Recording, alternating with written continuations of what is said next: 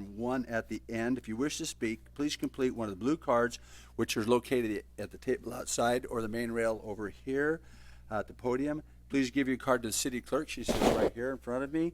When I call you to speak, I request that you limit your comments to no more than 3 minutes and we avoid repetition. Madam City Clerk, are we in compliance with the Nevada open meeting law? Mayor, yes, we are. Thank you very much. Tonight we have the opportunity to have the invocation given by Pastor Daryl Harris from Bethesda Church in God in Christ. Follow, we'll have the Pledge of Allegiance led by two of our wonderful residents here, Boy Scout Troop 340, Logan Reed, and accompanying him, together they will do this, Girl Scout Troop 185, McKenna Simona. So, Pastor, please come forward and please rise.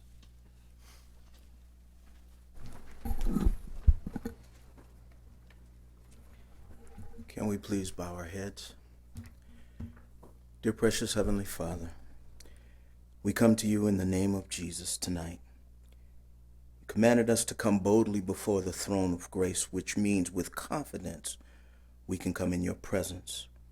So we ask in the name of Jesus that, first of all, oh God, that you would allow a spirit of wisdom to grace this place, that it would touch each and every heart and mind to come to the conclusion of each matter tonight. That you would look on the leaders, oh God, that you would look on the citizens of this city, oh God, that you would bless each and every one under the sound of my voice, and that each one, oh God, would come with the purpose that you've placed in their heart to better benefit, oh God, our city. We ask that you look on the mayor, and that you look on each and every one that supports him tonight. We thank you, oh God, for the grace that allows us to be here and stand here today for this predestinated time. We pray that great things happen, oh God, under your direction and leadership. And oh God, we so humbly give you the praise, glory, and honor for each and everything that's done and said in your name tonight. In Jesus' name we pray, we say thank you and amen.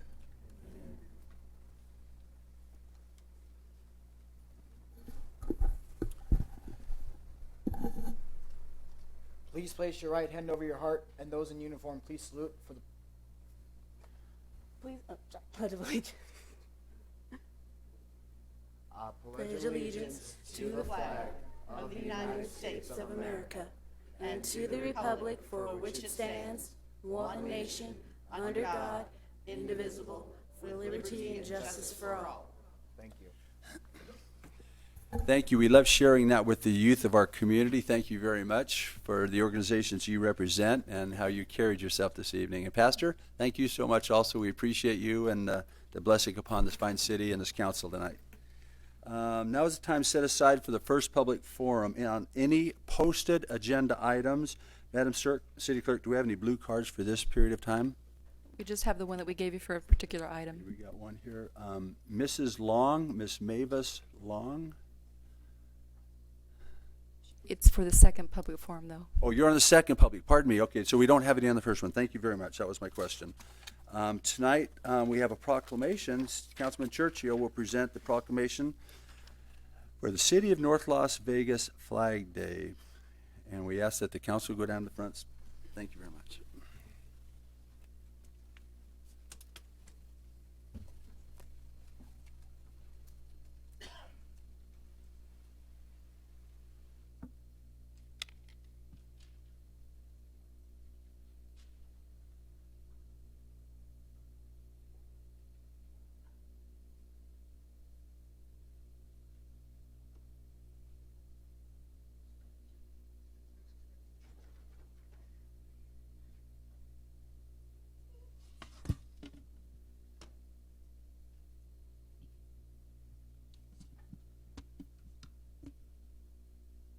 Okay, let me welcome everybody here tonight.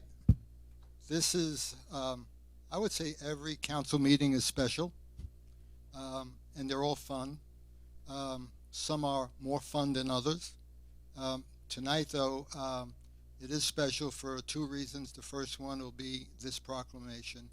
And we as a council here, let me back up a bit and say, on my behalf, what a privilege it is to to be on this council with my fellow council members. We've made great strides. Even before I got on council, they were working very hard to take this city, together with staff, out of a very dark hole. I don't know if we've cleared the mountain yet, Darren, but I think we've cleared the treetops. So, and that's our gauge that we use on the window upstairs. Inside joke. First, let me thank also our Boy Scouts and our Girl Scouts for participating in this, because everything that we do in these crazy times that we live in is about the future of our country, and obviously you young ladies and gentlemen are the future of our country. So let me read this. They've made it very plain so I can read it. We'll start with the whereases.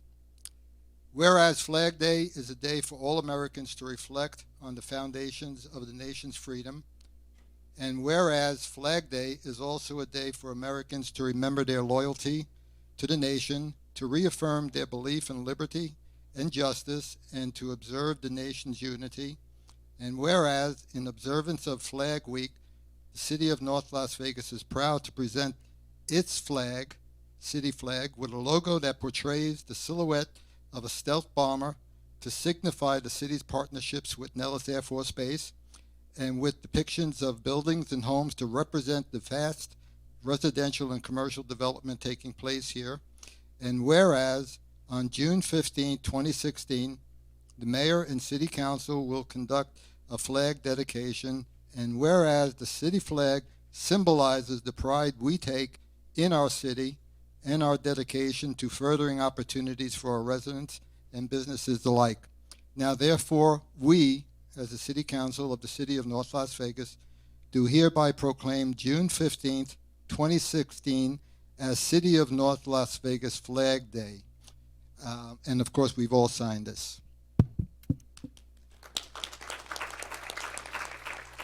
Ready to go. We are the first ones seeing these flags in this room. They've been undercover.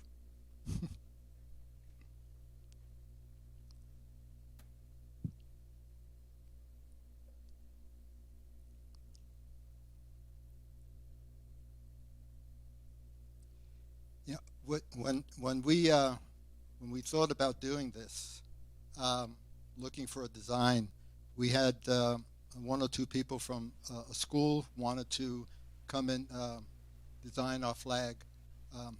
But we took the emblem of the flag, of course, the logo from the city, and staff been working very hard to get everything put together for us over here tonight. You know, council can get up here and they could read the proclamation, but it's the men and women and staff behind the scenes that get everything put together so we could just come out here and do this.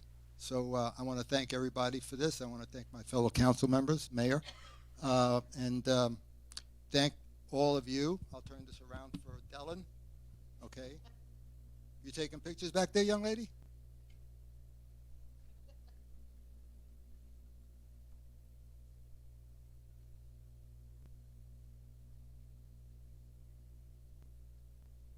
I think she's taking a movie. Yes, absolutely.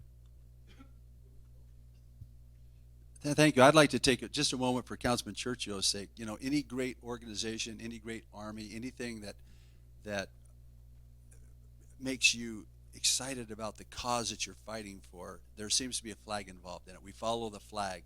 Wherever that flag and that bearer go, we move forward. When that flag falls off and that on the ground and that guy maybe trips, somebody else picks that flag up and they keep moving forward and forward.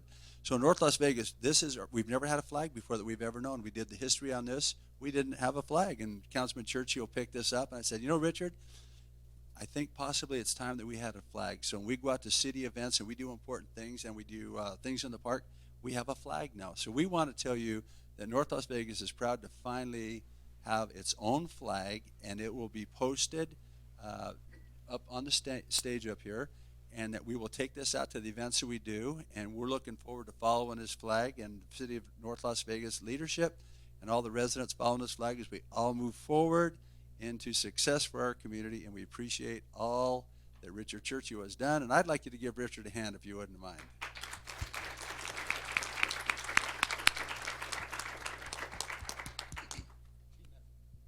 Councilman Churchill, this truly was your vision, your brainchild, so I'd like to thank you for that. But to me, when you look at a flag, whether it's a city flag or our beautiful country's flag, that symbolizes, like our kids on the base would say, that's just the sound of freedom. And so we appreciate your idea, and we were able to look at various versions of this flag, and I am just so proud that this is the final outcome. So I appreciate.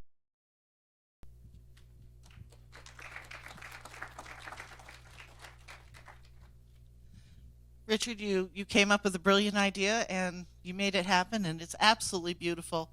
It is a logo that I'm proud to serve, and it's a flag now that I'm proud to serve. You did a great job.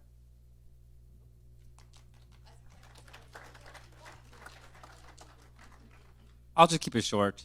Everything that everyone else said, pero también lo voy a decir en español. Esto de verdad es una bandera de honor.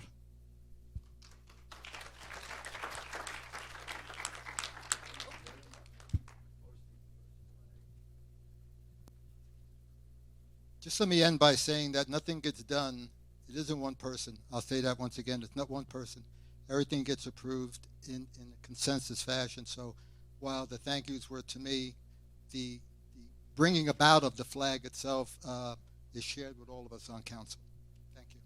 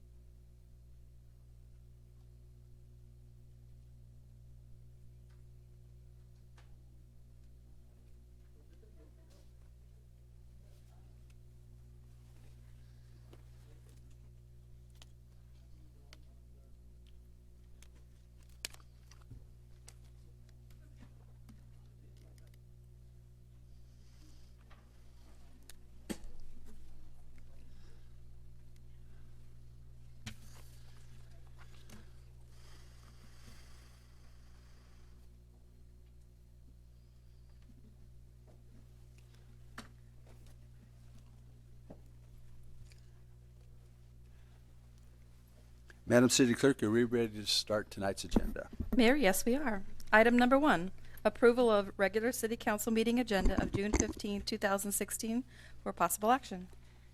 Good evening, Mayor and Council. We have one change to tonight's agenda. The applicant has requested item number 3 on the public hearing be postponed to council meeting on July 6, 2016. The recommendation is to approve as amended. Thank you very much. Any comments or questions on this agenda? If not, I'll take a motion. Move to approve the agenda as amended. Please cast your vote. Item is approved. Moving on to set future hearing dates. Item 2, set date on any appeals filed or required public hearings from the City Planning Commission meetings. Thank you, Madam Clerk. City Clerk, I so direct you to set any appropriate dates needed. So noted, Mayor. Thank you.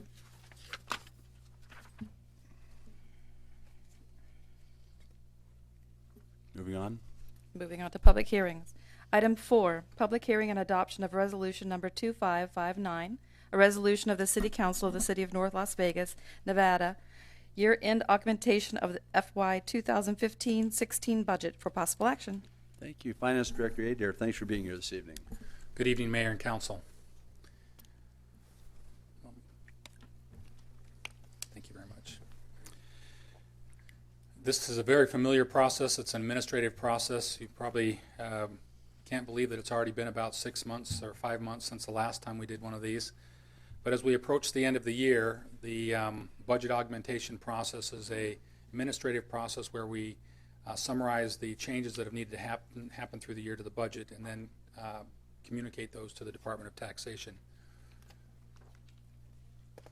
Again, just as a summary very quickly, what is the budget augmentation process and why do we go through it?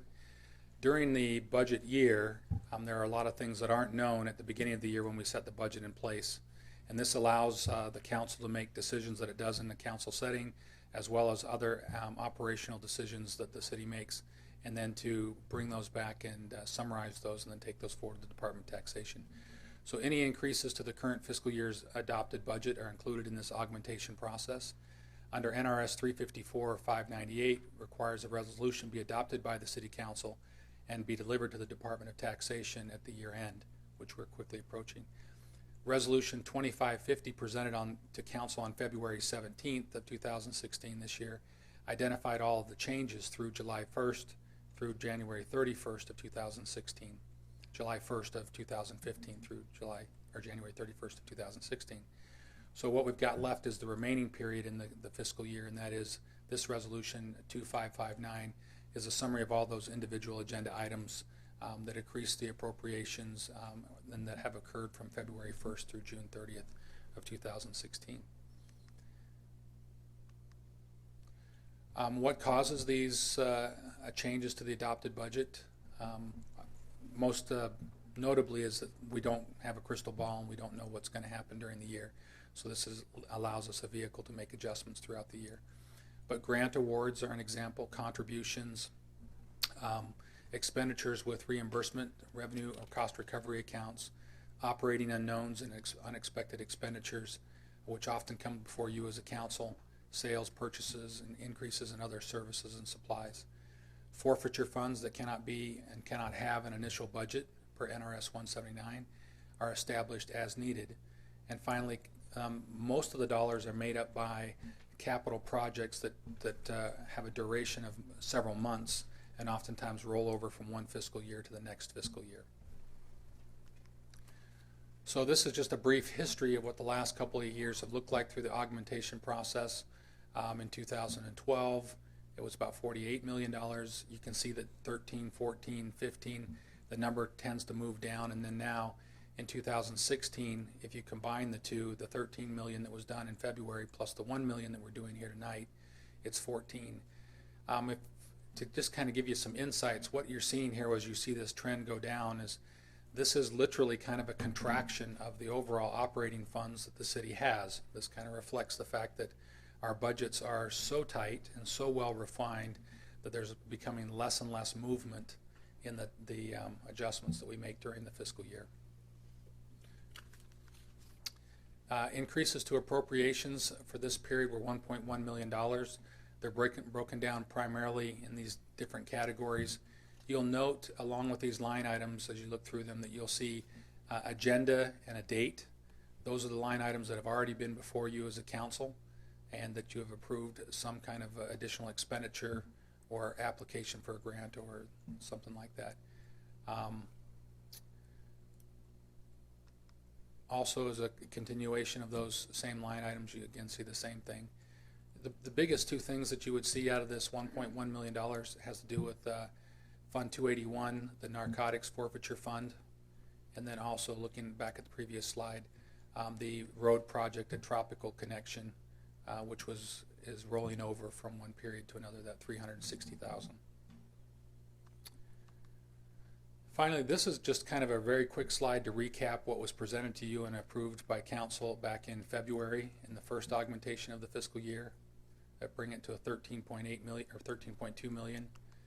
And then this just summarizes what the original adopted budget that this council approved for fiscal year 2016, which was 451.8 million total. We had the mid-year adjustment of 13.2, and now we're adding on 1.1 million of adjustment, bringing the total adjustments for the year to 14.3 million, and the new revised budget for the city with your support would be $466.1 million. With that, our recommendation, council, again, is for approval, and I'm happy to entertain any questions at this time. Thank you, Director. Can you go back to, I didn't understand new project request. I think it was on page 6. If there's a request, that's one thing. If it's requested and approved, is that Right, is there a specific one that you're thinking of? So new project requests typically have come before this council and have been approved, but they may not have been known at the time that we set the budget 6 months, 9 months, 12 months earlier. So if there's some kind of action or some kind of project that you've deemed worthy of getting started on, then that would be Okay, reflected here. just reflecting on some of what the past meetings, what we had discussed, so. Correct. Well, Council, that's all the questions I have. Do we have any questions from the council? Mayor, I move that we approve this item. Thank you. I will move on to public comment quickly. Is there anybody in the audience who would like to comment on this? If not, we have a motion on the floor. Seeing no one come forward, that was your motion. Please cast your vote. Thank you, Director. Items approved. Moving on to the consent agenda. Matters listed on the consent agenda are considered routine and may be approved by a single motion. However, any consent item may be moved to the business portion of the agenda for discussion at the request of any council member. Mayor and Council, consent agenda consists items number 5 through 10. The recommendation is for approval.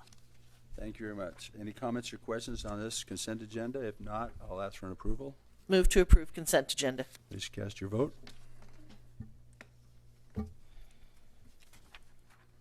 Moving on to the business portion of the agenda. Item 11, presentation from Lindsay Institute at UNLV on data-based map options. Thank you very much.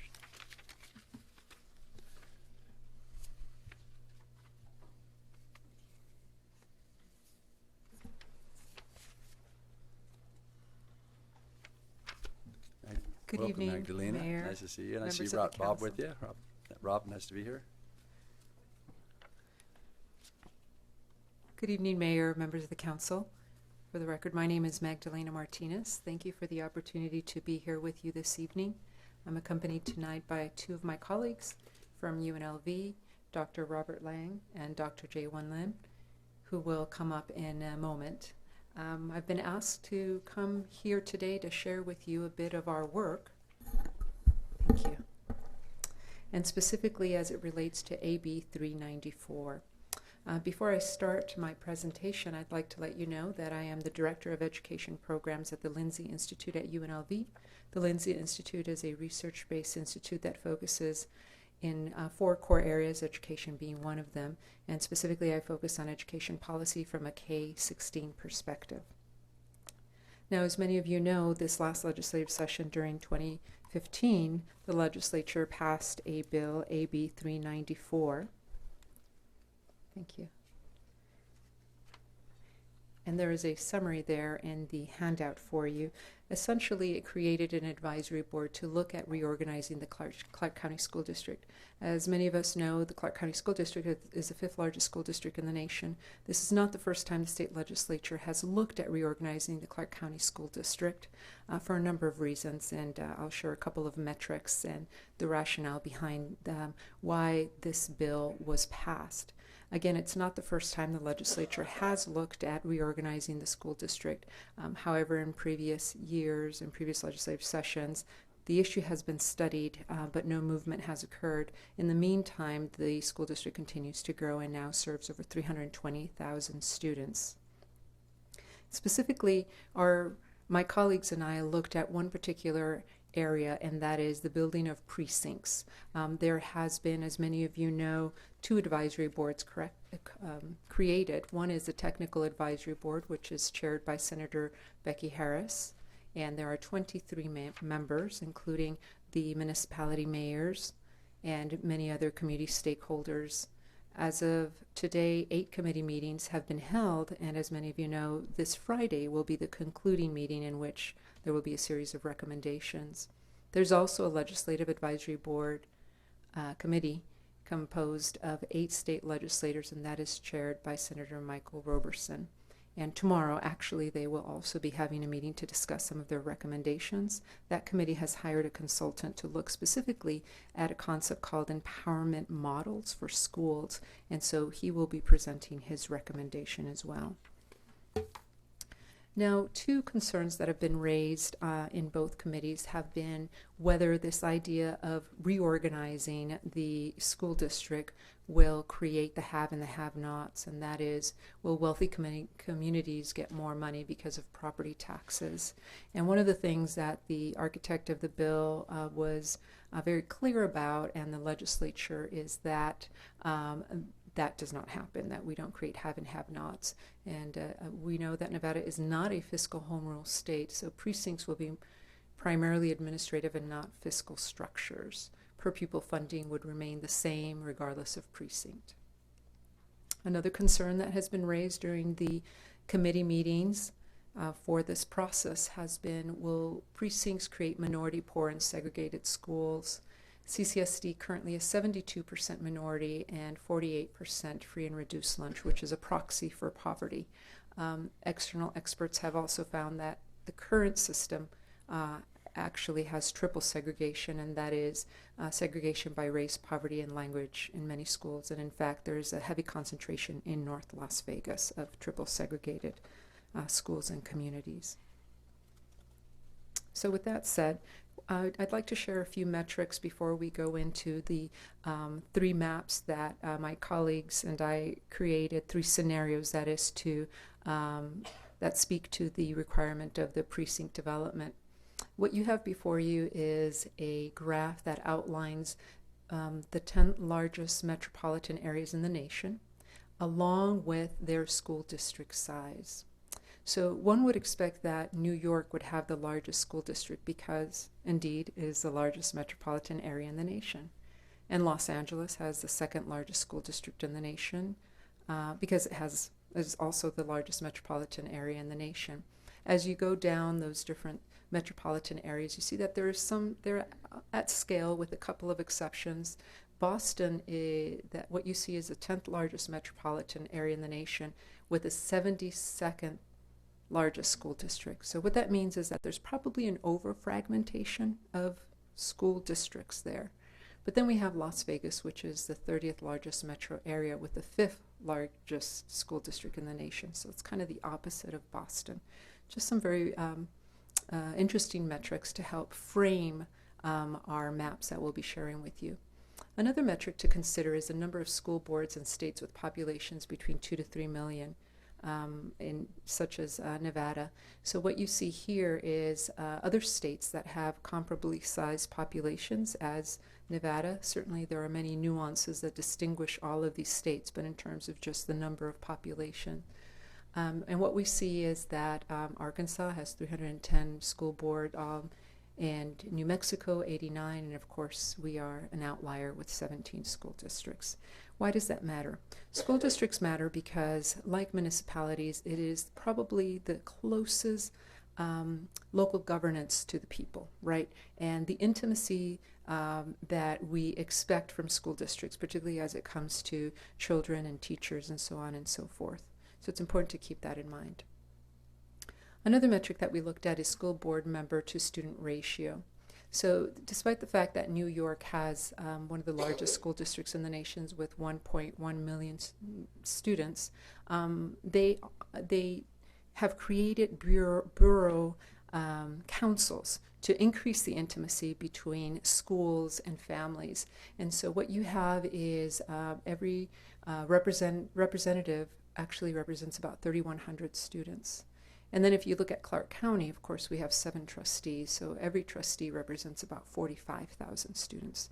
So you can see the disconnect there and the lack of intimacy. So I'll get right into the maps, and what I'd like to do is just provide you an overview of these 3 maps, and my colleague, who is an expert in geographic information system, will actually come in and talk a little bit more in detail. So what we did is we created 3 maps. And again, there's been a robust conversation at the legislative committee meetings and the technical advisory meetings. And all of those recommendations, I am confident, will create a much stronger school district. This conversation, or these slides that I'm about to share with you, have not been so much a part of the conversation because it's likely the next step, right, in implementing a lot of these recommendations, is using student data and using geographic information to really look at how those recommendations can be materialized. So the first map that we created was one that looked at municipality boundaries. So one of the concerns that individuals had was that if you create boundaries based on municipalities, you will have and have-nots. And indeed, we found that as well. However, with North Las Vegas, it was necessary to create 3 precincts, or have North Las Vegas within 3 precincts. We also looked at overall equity gaps. And what we found is, regardless of the map, the biggest gap was for Hispanic students, not surprisingly, since they comprise the largest student population. So the first map looked at community connectivity or municipality boundaries. The second map, we looked at minimizing the poverty gap, or in other words, we used free and reduced as a proxy for poverty. And what we found is that the equity gaps were minimized using this type of map. And again, my colleague J1 will come and talk a little bit more detail about that. The third map that was created was looking at minimizing the racial gap, and specifically the percentage of African American population. And what we found is that, as you can see here, there in the second level, the municipalities and then the numbers following them represent the precincts in which those municipalities would be placed. What we found is that by focusing exclusively on African American population, that would not necessarily minimize some of the overall equity gaps, and particularly the triple segregation that I mentioned earlier, and that I'll demonstrate in a few moments what that looks like in the current system. So with that said, let's go on to these maps. Good evening, Mayor and Council members. I'm Jaewon Lim from UNLV. So I'll go over some of our mapping projects. As Magdalena just mentioned, we try to resolve those triple segregation through this mapping practice. So as you could see, under 3 different scenarios, the first scenario, alternative 1, we try to focus on the existing municipal boundary. So what we found from this map is, in the last column of these tables, you can find the CCSD average of those share of the African American students. For instance, on the top table, there's 11.7% of African American students share across the CCSD, whereas in precinct 1, mainly for City of North Las Vegas, we have 17.3%, which is higher concentration of African American students. Whereas precinct 3, under with this map highlighted in light blue, that mainly covers the city of Henderson and Boulder City, that actually comes up with the lowest share of African American students, which is only 6.3%. So the findings from this tells us, with this scenario following the existing municipal boundary, the actual gap for Hispanic and African American students, and also this free and reduced lunch students, which is a proxy to the poverty among the students, cannot be minimized. So this is not our recommendation. So we move into the next alternative 2, mainly focusing on this distribution of free and reduced lunch, which is a proxy for the poverty among the students. So we came up with a lot bigger precinct number 2, which covers part of City of Henderson, Boulder City, and part of City of North Las Vegas as well.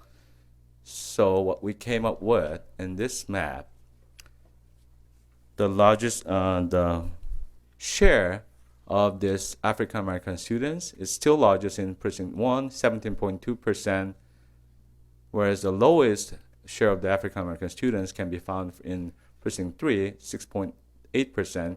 So the gap between those two narrowed down to 10.4%, but more interestingly, the gap in Hispanic student population among those between these 2 precincts with the highest concentration and the lowest concentration narrowed down to 20% instead of 48% in the previous case. And that actually solves this free and reduced lunch gap, which is 17.6%. And the third alternative approach, we came up with an idea to focus on the distribution of African American students population. And unlike our expectation, could you go back to that map one second? Sure. Just that, yeah. Well, no. You mean for 3.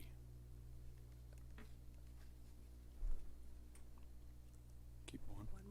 you mean Wait, this just map. for a sec. I'm looking at how North Las Vegas intersects. Okay, thank you. Yeah, the boundary for the municipal boundary of the city of North Las Vegas is drawn in brown color, as you can see from this the legend. This is showing the boundary of the city of North Las Vegas. So in this case, we have the city of North Las Vegas falls into 4 different precincts.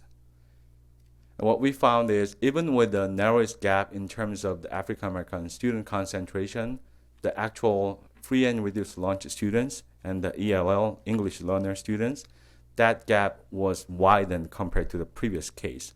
So we don't necessarily recommend this is our best case scenario. So we came up with the best case scenario to resolve this triple segregation or the triple issues was the actual alternative number 2. We recommend focusing on this free and reduced lunch, which solved the concentration of the African American, partly African American students and also the Hispanic population. So I want to move back onto Magdalena.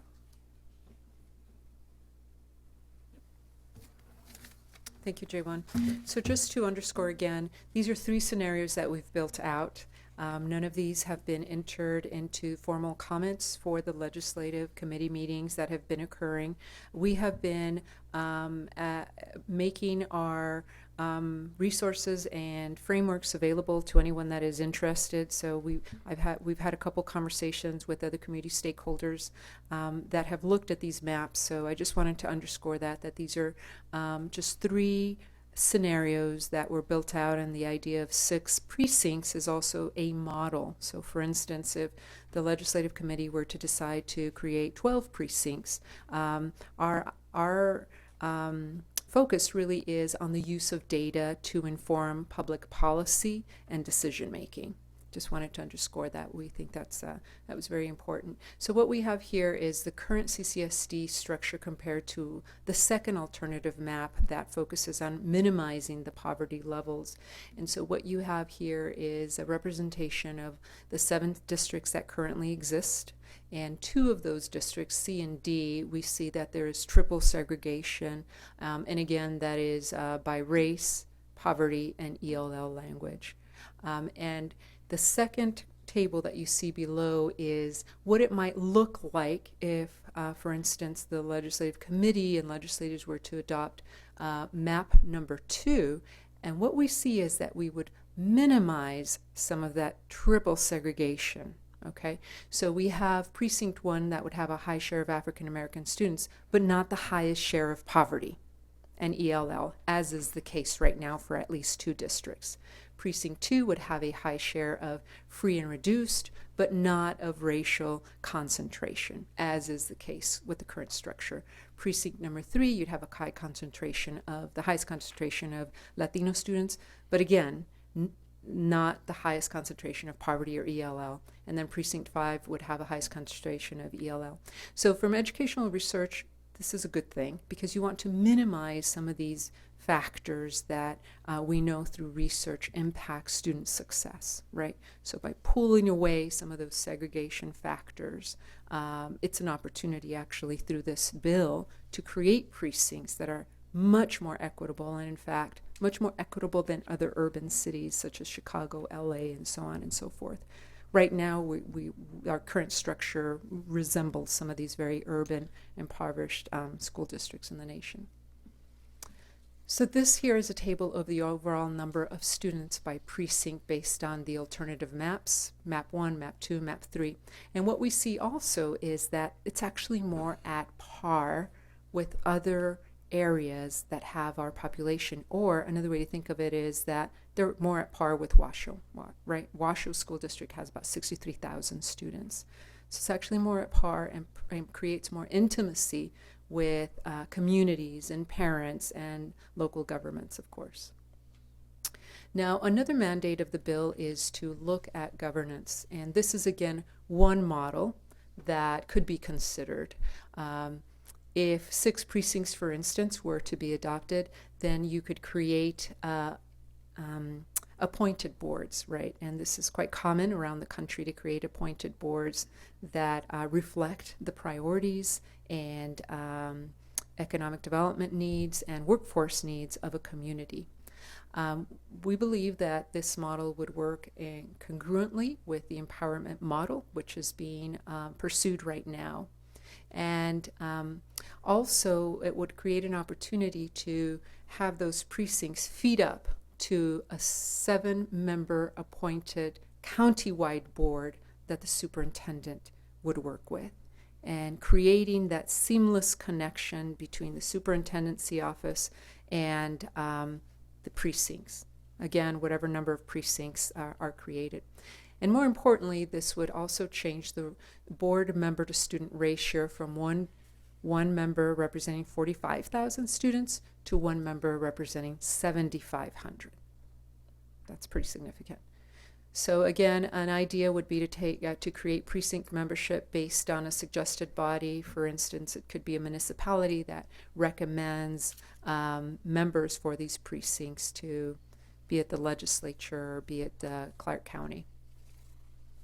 In summary, our recommendations are that the committees look at incorporating GIS, and student data to shape policy discussions and recommendations as it relates to AB 394 or the reorganization of CCSD, to move to reflect national practices and align metropolitan areas and precinct size. Again, that goes back to the metrics that I identified early on.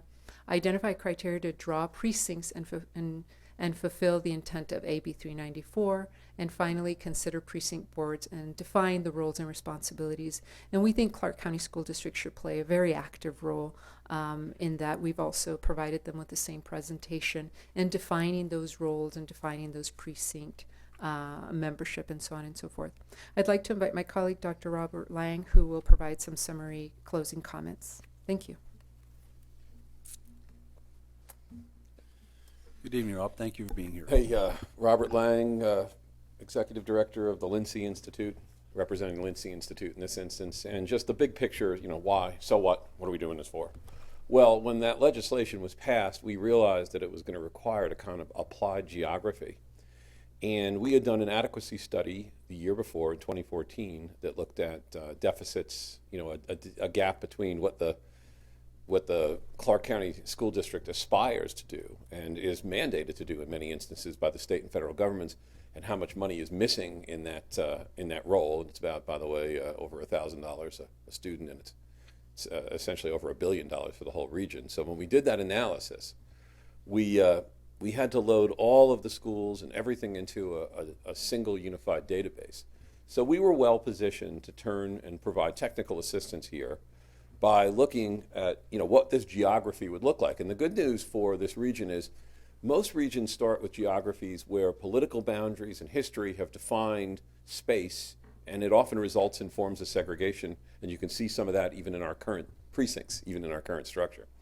If you start with a blank slate and you ask a computer program like Geographic Information Systems to sort through it, you could do this, by the way, with districts of any type. I mean, GIS is famous politically, some of you may know, in gerrymandering districts as well. But if you're looking for a resolution and you're saying, what would be the best outcome for deconcentrating some of the poverty and deconcentrating some of the the English language learners and some of the free and reduced school lunches and all that, and racial divide, what would be the best outcome? And when we ran the different scenarios, it turned out that the best way to create a new geography, if such a geography is required by the state legislature, would be to use free and reduced school lunches and not necessarily regard the concerns about municipal boundary, because when you do that, you create privileged spaces like Henderson, for example. If Henderson is not joined by Paradise, which is proximate to it, then Henderson has a kind of exclusivity to it. Whereas if you join Henderson to Paradise and you create districts that cut through Henderson and ones that grab pieces of Las Vegas and North Las Vegas, and you just treat the county as the unit of analysis that you seek, you wind up with what are some of the most equitable distributions of geography in large metropolitan areas of 2 million plus in the United States. In other words, because we're starting with a program that specifically sifts and sorts through and identifies those kinds of boundaries. So if we ever go to this geography, we want, UNLV, our faculty, wanted to make sure that we launch with the best practice, the best kind of geography. And finally, we noticed that we have, we believe, the largest number of students per governing official or elected official in the United States. So we're the 5th largest district. But we have a total lack of intimacy as far as parental access to the system, because we literally have 40,000 plus students represented by a single elected. New York doesn't do that. New York City doesn't do that. LA Unified doesn't do that. They don't do that in Chicago. So what we have is a situation where, and I know a lot of calls come from parents to municipalities even, concerning the school district as if the municipalities were responsible agents for it, which of course we all know they're not. One of the reasons we believe you have that is that we have in school districts are typically the most intimate forms of government in the United States. They tend to be the smallest scale, most connected to parents, most connected to students, most connected to neighborhood, most connected to community governments in the United States. They are actually in this county bigger. So you're a town council rather, for the city of North Las Vegas, and atop that there is a county commission. So somebody in North Las Vegas, in a ward in North Las Vegas, has much greater intimacy through the elected government of just a municipal and county structure than somebody does in the school district. That is the exact opposite of the rest of the United States. And what we thought is, if this is the sort of spirit of this change in governance, the spirit of this change in terms of administering the system, that it would be useful for you to go to something like several thousand students per person who is the responsible governing person, and that perhaps in that structure we switch to a place where you have vetted and then selected members of those boards, because you're going to have a lot more boards. So with that, I'll do Q&A and bring up anybody else. Let me, can I? Sure. I sit on this committee, so would you mind if I just started this off? Robert, I've had a lot of different thoughts about this, and I'd like to maybe generally bring them out. Magdalene, it could be you. Mr. Lim, it could be you. You know, if it happens in the corporate boundaries of North Las Vegas, we feel responsible. If you're a North Las Vegas resident and you have a problem with your school, we don't just say, well, talk to your school board trustee. By the way, for the record, we have great school board trustees in our area, and we're very, very proud of, I think there's 4 of them that intersect over us. We're very, very proud of them. I do know it's a daunting job, you know, at 45,000 students, and I'll give them credit for that. But so I've thought about this, Rob, and you know, as far as pride goes, we're pretty proud of North Las Vegas, so we had, and we're getting better. You know what I mean? And if it's a North Las Vegas issue as a community, we'll try to solve that problem. And our problem seems to be that I'll admit that there's a lot of people that get free lunch here. Okay, we're doing our best to Faraday. We're going to do what we can to get these jobs going here. But that said, we do have a lot of pride still in our community.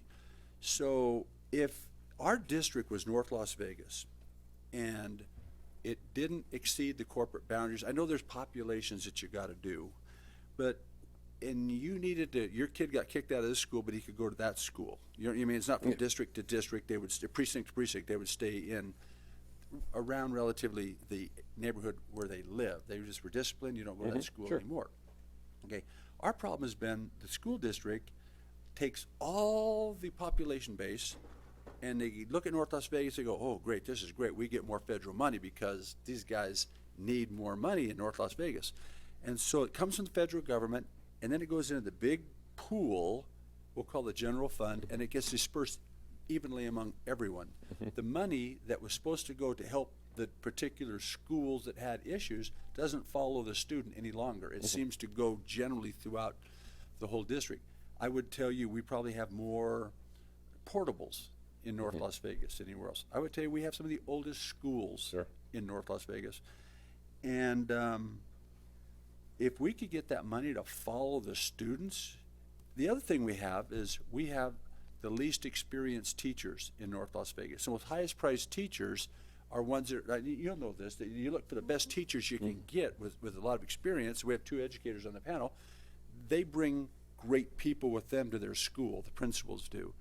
So we seem to get all the new teachers who bring in enthusiasm, but maybe not a lot of experience.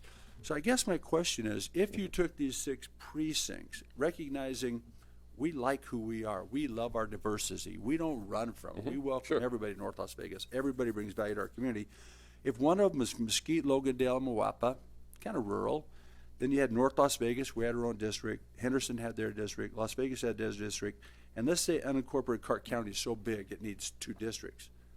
What would be the downside of generally saying North Las Vegas School District or Sure. precinct is here, and the money will go there, and we will work with that community to bring their education up to the standard that the community is looking for, and the money that comes from federal government goes into that district.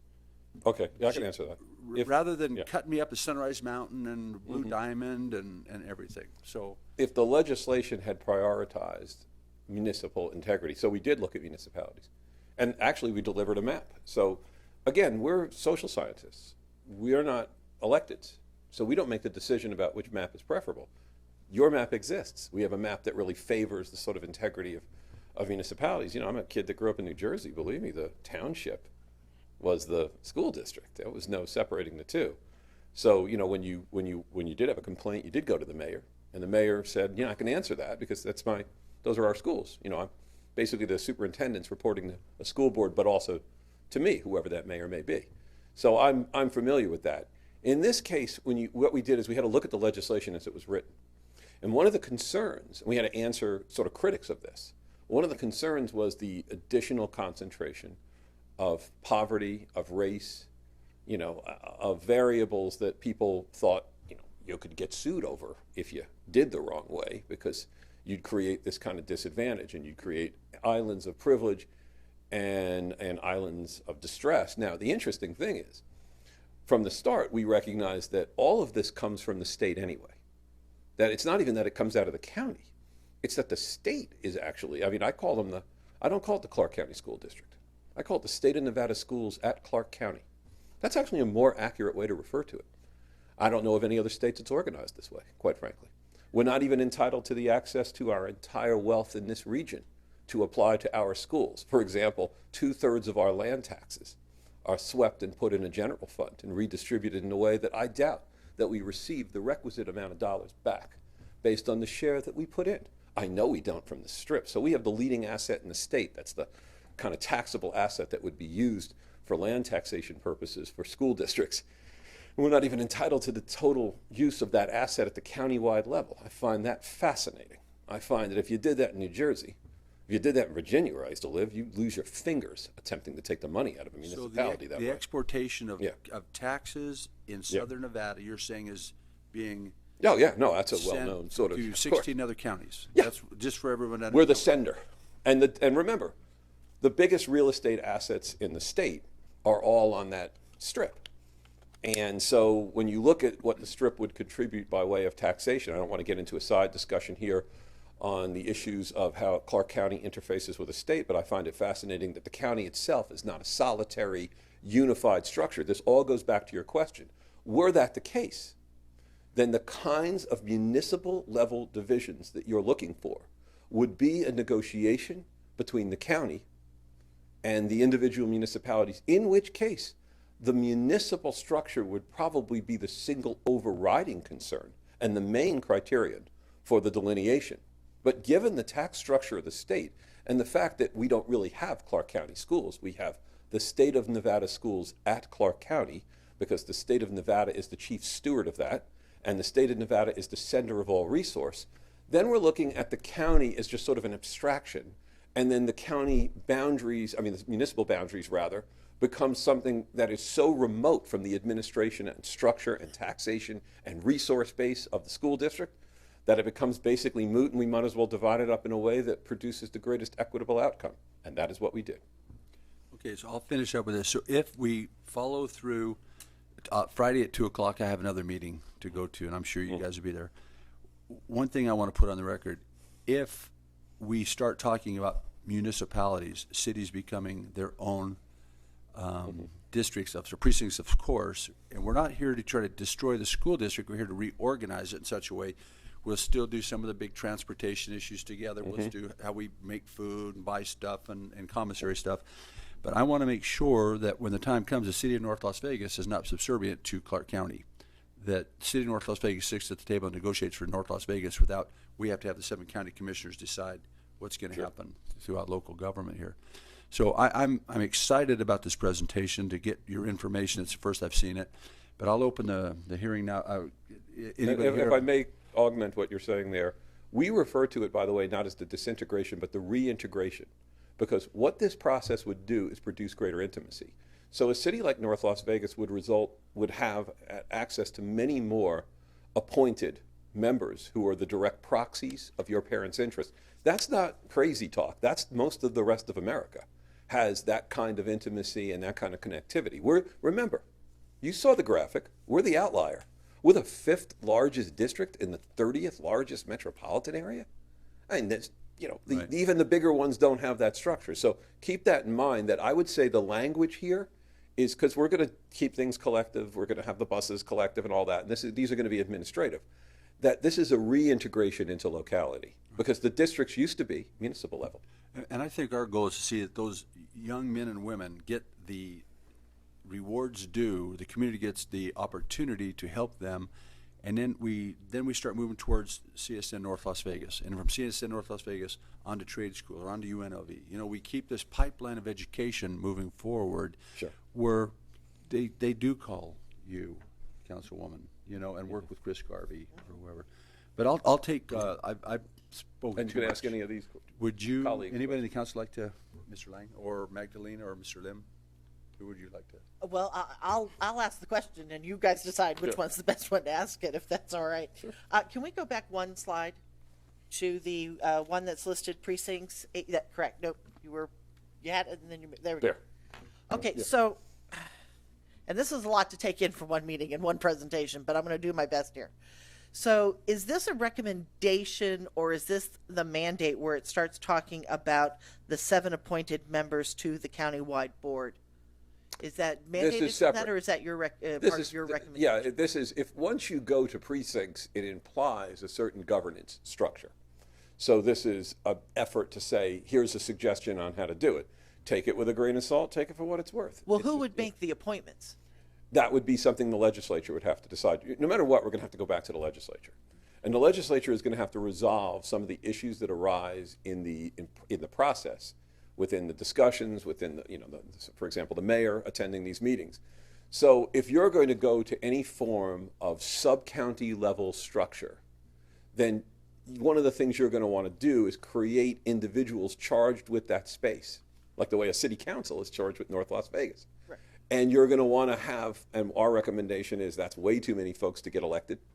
You're going to want to have those individuals selected in a process where they're vetted by key people like mayors, like county officials, like leading industry, and then from a vet list, folks are selected to this board, and that's, again, the resolution of that would be, and the structure and how that works, and we've had these, and who picks the town board members in the county, the county commission does.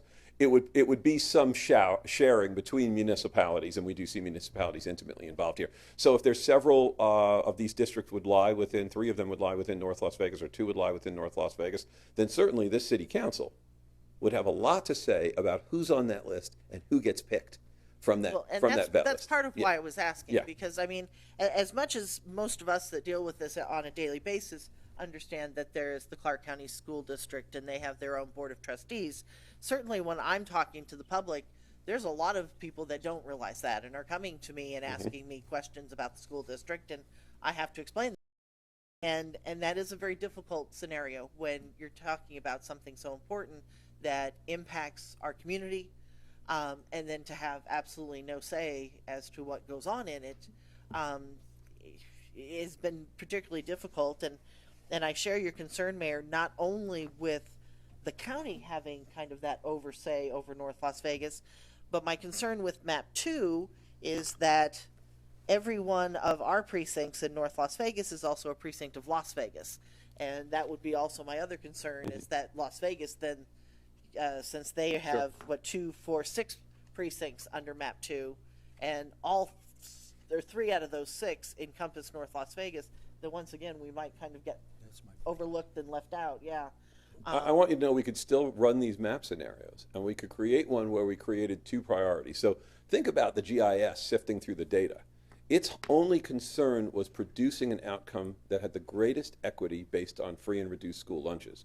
So its disregard of municipal structure produced outcomes that shared between between the districts within a municipality, that a municipality could have several of these districts.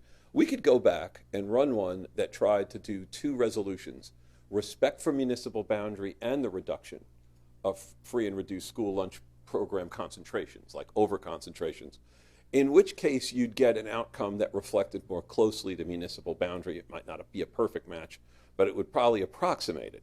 So we're not done. It depends on what this, the politics play out and how you want it finished. We want you to know this is almost a sampler. Here's what we could do. Is this the end of it? No. It just represents an effort by us to demonstrate that we've got the GIS capability to sort this thing any way you want. If the priority becomes municipalities, we can give it to you straight municipal. But it's more likely that it would be municipality-led with concerns about racial concentration and free and reduced school lunch concentration, or English language learning concentration. In which case there might be a little bit of sharing of Paradise with Henderson, but not reaching all the way up to Mesquite, say, to give you an idea. Well, and I think the schools are, in many ways, and I think you were talking about this when you talked about states like New Jersey and Virginia, it really is in many ways the crux of a neighborhood. And I think we saw in North Las Vegas particularly, when we went into the economic difficult times, into the recession, we found that so many of our homes ended up either owned by investors or, we would have people that would come to council meetings and they would tell us, I'm one of only 2 people that actually owns my home on my block. Everybody else is renters. And you saw kind of the breakdown of the neighborhood with that happening, because so few people were vested in any one neighborhood, because everyone was so transient. And then you see it even more with the school districts, because now, when I was a student here in Clark County, everything kind of came to us. All the programs came to the school we were at. Now we have a school district that seems to take the kids out of and moves them to the magnet school, moves them to the empowerment school, or moves them to and takes them out of the neighborhood. I've actually been kind of the rare parent who's actually kept my child in 1st through 5th grade at the same school in our neighborhood.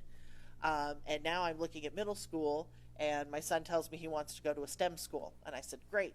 So now you end up putting him in the lottery, not based on his abilities, not based on anything that has to do with his aptitude, but a lottery just based on giving him a number. And so I get a letter back that says my son is now an alternate for 3 different schools. And so now I have no idea where he's going to school in September, and it probably none of these schools were really in North Las Vegas. So now I'm taking my son too out of the neighborhood and sending him to a school. It's very hard to make PTA and have it work, because that used to be the PTA was the parents from all the neighborhood kids, and everybody's kids hung out together. Now you can't have that, because half the kids are going to other schools outside of the neighborhoods.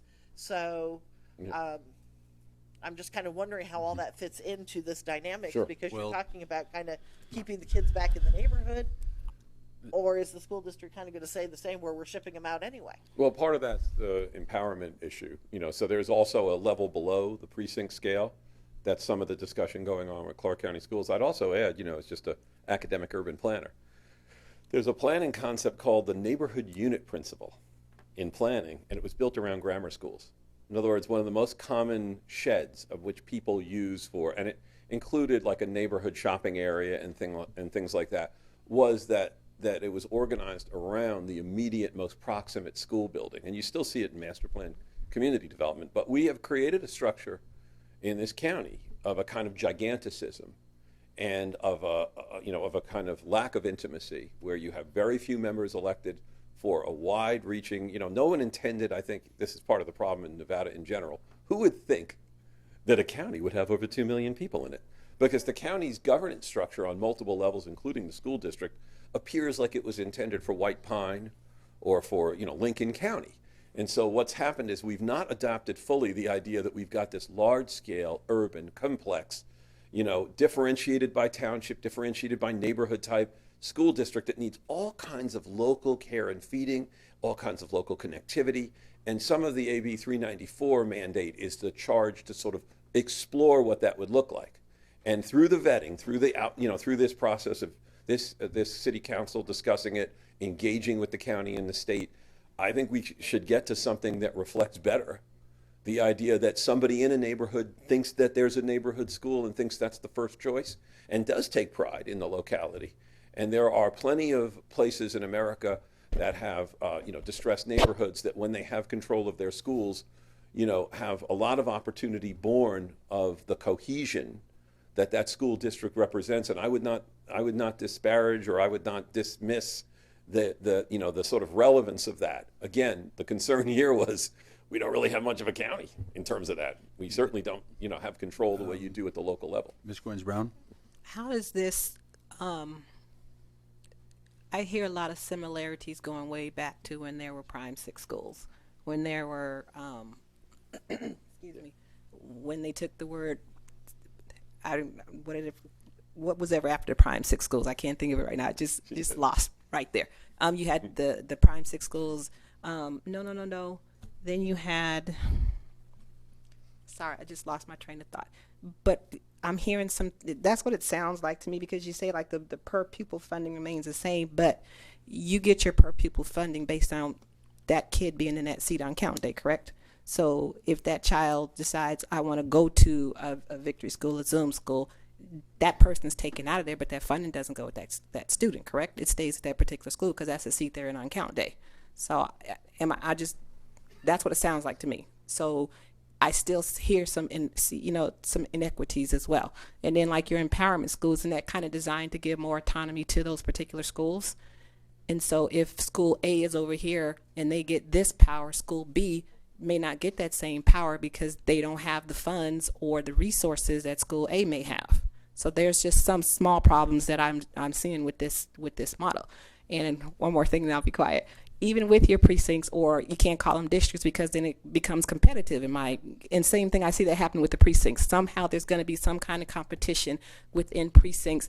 I'm going to want my kid to go to precinct 4 because it's better than precinct 1 because they have this and this doesn't. So again, I'm probably going to take that kid out of their neighborhood school, put them over there, like way back when people in my neighborhood were put on a bus for 45 minutes just to get to school one way.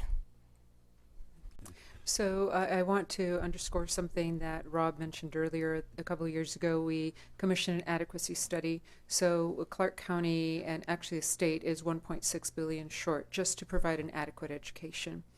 Now, our funding formula has been studied quite a bit, and there is a commitment to transition into a different per-weighted student formula that would account for many of these variables. The current structure that we have right now, first of all, does not provide adequate funding per student.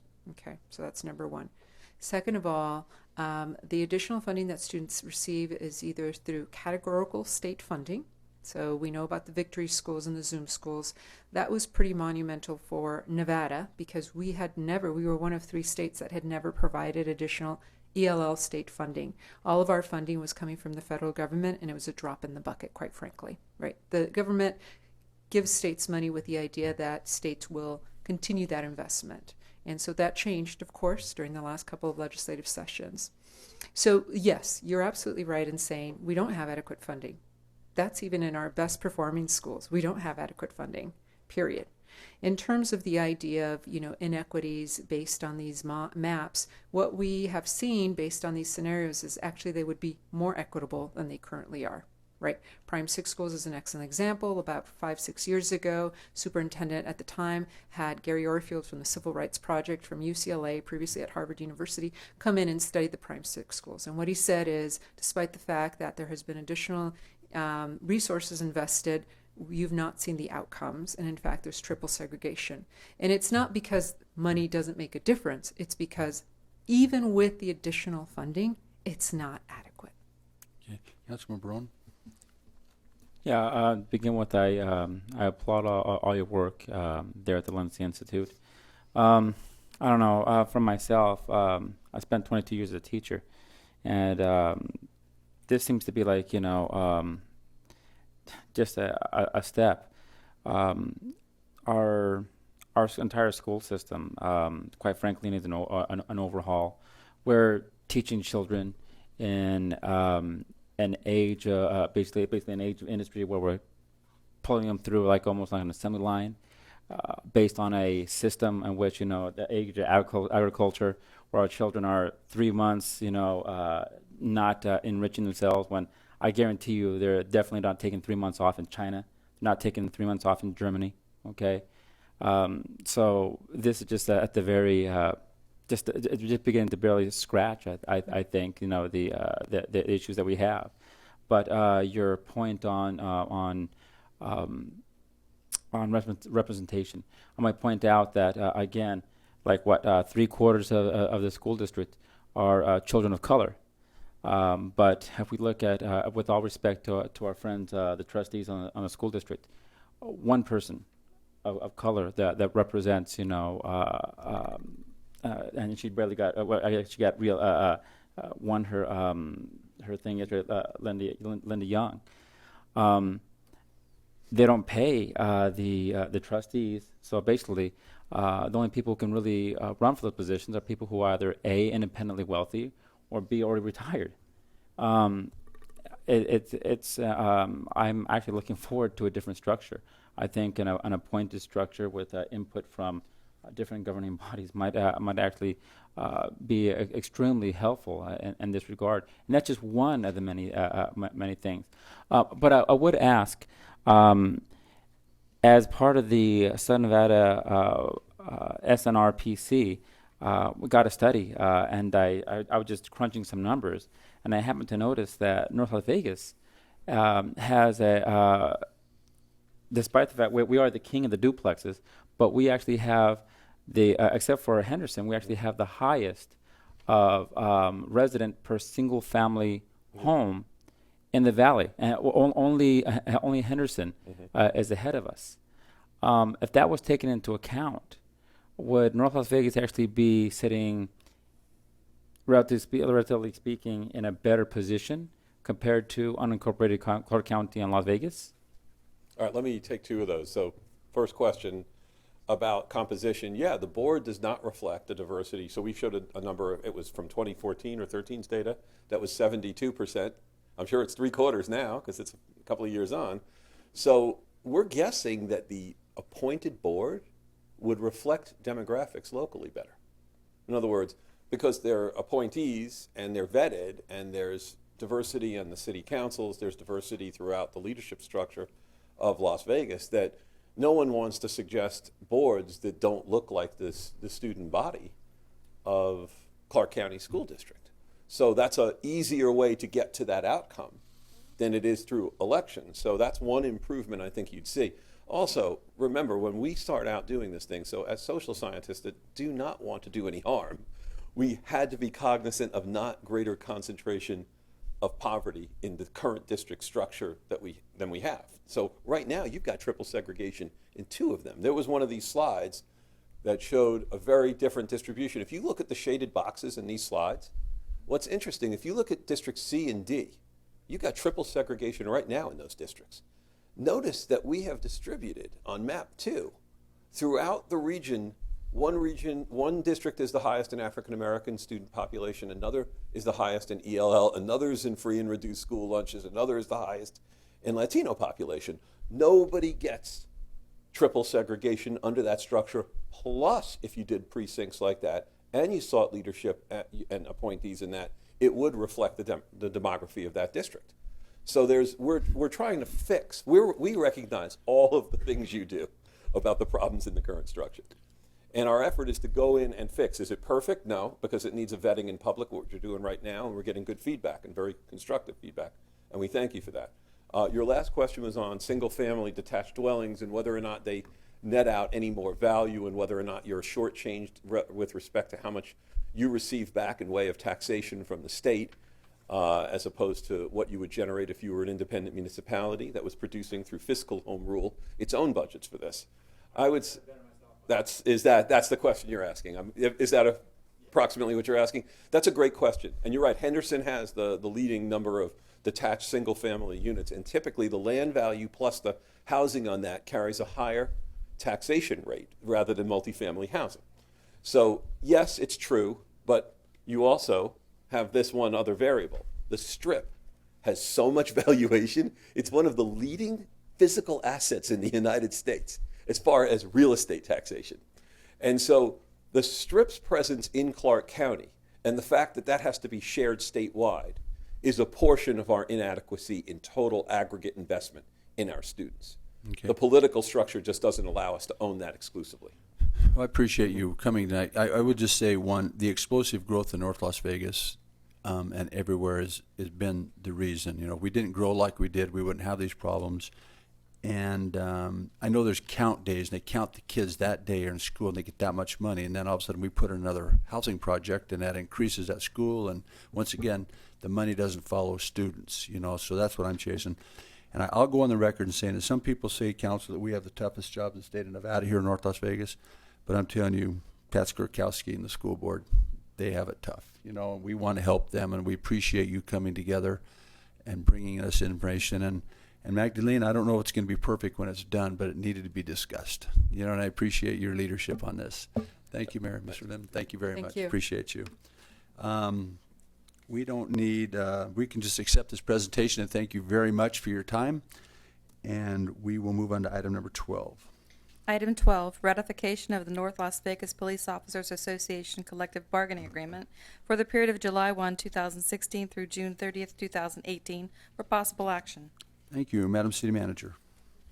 Mayor and the council members, I'd like to make a brief presentation on this item.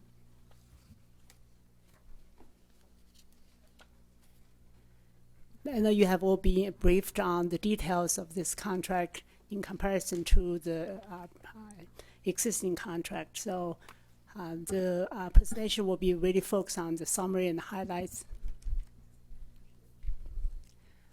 First of all, I'd like to recognize the individuals on the negotiation team from both sides. Mikey Otto served as the chief negotiator for the POA, and myself served as the chief negotiator for the city. Obviously, any successful effort will start off with clear objectives and goals. So I'd like to go over some of the highlights that are listed here. Our mutual goal is really trying to negotiate a mutually acceptable contract that's going to be reasonable in a reasonable and timely manner. We want to build consensus and partnership based on the common ground and mutual respect. The majority of our expenditures, operating expenditures, we want to seek every opportunity to improve the operational efficiency and reduce the operating cost, especially the recurring cost. We also have a need to attend the labor-related cost within the tentative budget so that we would not have to deal with the likelihood not be able to balance the budget, not meet the deadline to submit the final budget to the state as required. We also have to maintain competitive. As an organization, we want to be able to attract and also retain top-notch workforce for the continued growth of this city and also the organization as a whole. In order to meet those goals to retain the recurring costs, we also need to look at the future and liability. Really look at the opportunities and the creative solutions that we can curb those liability down the road, even though we don't have to deal with them on a cash base today. As a result of the growth that happened prior to the recession, many of those pay scale that's really going outpace of the financial ability that city can afford. So the last objective that we identified is really trying to establish a more sustainable pay schedule going forward with minimum impact to the existing employees. So there's 8 specific goals that were identified that are listed here on this slide. The first goal is really trying to avoid the across-the-board increase to curb the cost escalation. As you know, when we have cross-border increase, that brings the most significant impact on the budget. And one of the examples listed there is really trying to eliminate the cost of living for the next 2 years. Secondly, we want to reduce or stay flat on the recurring labor cost to really try to create opportunities to grow the workforce because there's so many positions, 1,000 positions that we lost throughout the concession. We also want to eliminate the recurring cash-based sellback programs such as annual holiday and sick leave sellback. And as a result of the concession, back in 2014, the sick leave sellback rate has been increased from 50% to 100%. The goal was to bring back to the original contract of 50%. As part of the goal to reduce or control the long-term liability, we want to be able to establish maximum annual accrual hours for both holiday banks as well as the sick leave at separation. Over the last few years, the cost of insurance, health insurance, has been on the rise year after year, and we know we have to do something there to really try to control the cost, especially when we are facing some new requirements as a result of the passage of the Affordable Care Act that's coming down the road. We're anticipating millions of dollars for additional liability there, so we have to really address the escalating health insurance cost. The last item listed there is really the PERS contribution increases that's anticipated. We want to be able to exercise the what's identified in the NIS, really be able to share that cost of PERS increase. So here's a summary of the results as result of the negotiation. It is quite an accomplishment for both sides to be able to reach a tentative agreement in 3 months with only 10 negotiation sessions. We started on February 10th, we ended on May 10th. So that was a record speed for the negotiations that we have been having for the last couple of years. We achieved preset goals as identified in the previous slides to a reasonable degree. Of course, we have the compromise in order to meet the goals and objectives that sometimes could be different from the city's perspective and as well as from the union's perspective. Here are at least a few examples just to show you the magnitude of the compromise that both sides have to make. As I mentioned in the second slide, that the city's original goal is really trying to reduce the labor cost or stay flat. At the end, we have to increase the cost, labor cost, but at a manageable level for the duration of this agreement, which is 2 years. Also on the sick leave sellback, we are not able to reduce it back to the 50% as per the original contract. Instead, we end up with a tiered model with a cap that was not there before, a cap of 1,500 hours. For the new, those for the hires before July 1st, 2014. For the new hires after July 1st, 2014, we're able to keep the 50% rate and the cap of 500 hours. On the uniform, the original plan, city's goal is to bring down to the $1,000 per year per employee. We ended at $1,800 per employee. Of course, it's still slightly less than the original contract of $1,830.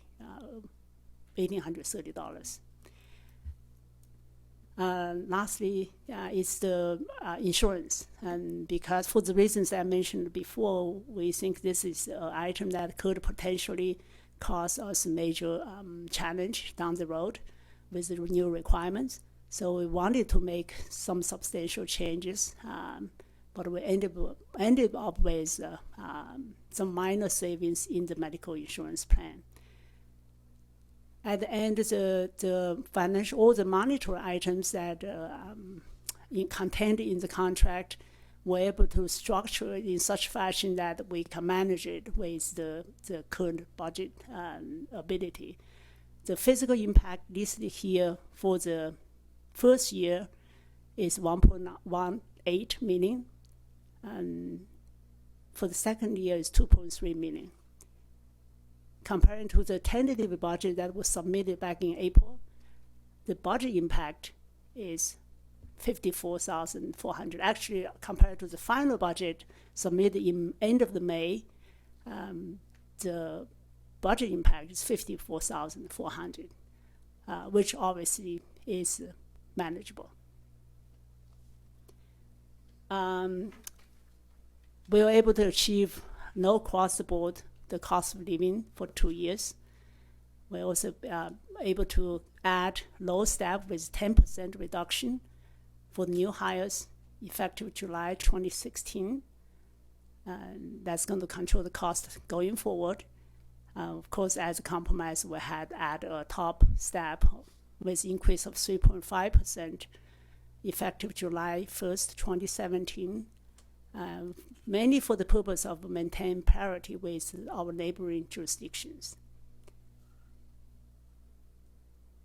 We established a hiring preference, even though we were not able to require the residency because the challenges that we have been facing from recruitment. But as a compromise, we're able to establish this hiring preference for applicants who are veterans and or North Las Vegas residents. We're able to increase the co-insurance and out-of-network fees to lower the cost of medical self-insurance plan.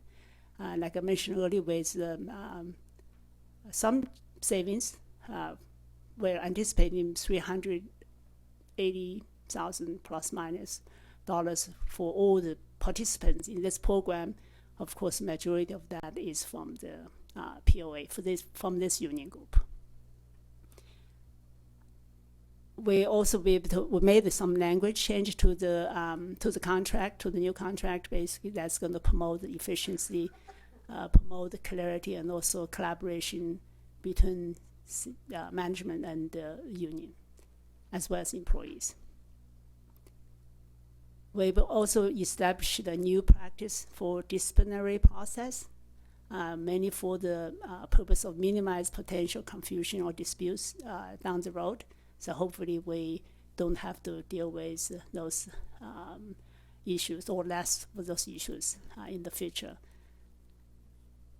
Both the city team and the POA board anticipate this new contract would result in immediate and future benefits, as well as savings, both operationally and financially. Of course, we'll be keep close eye on the cost as well as the savings going forward.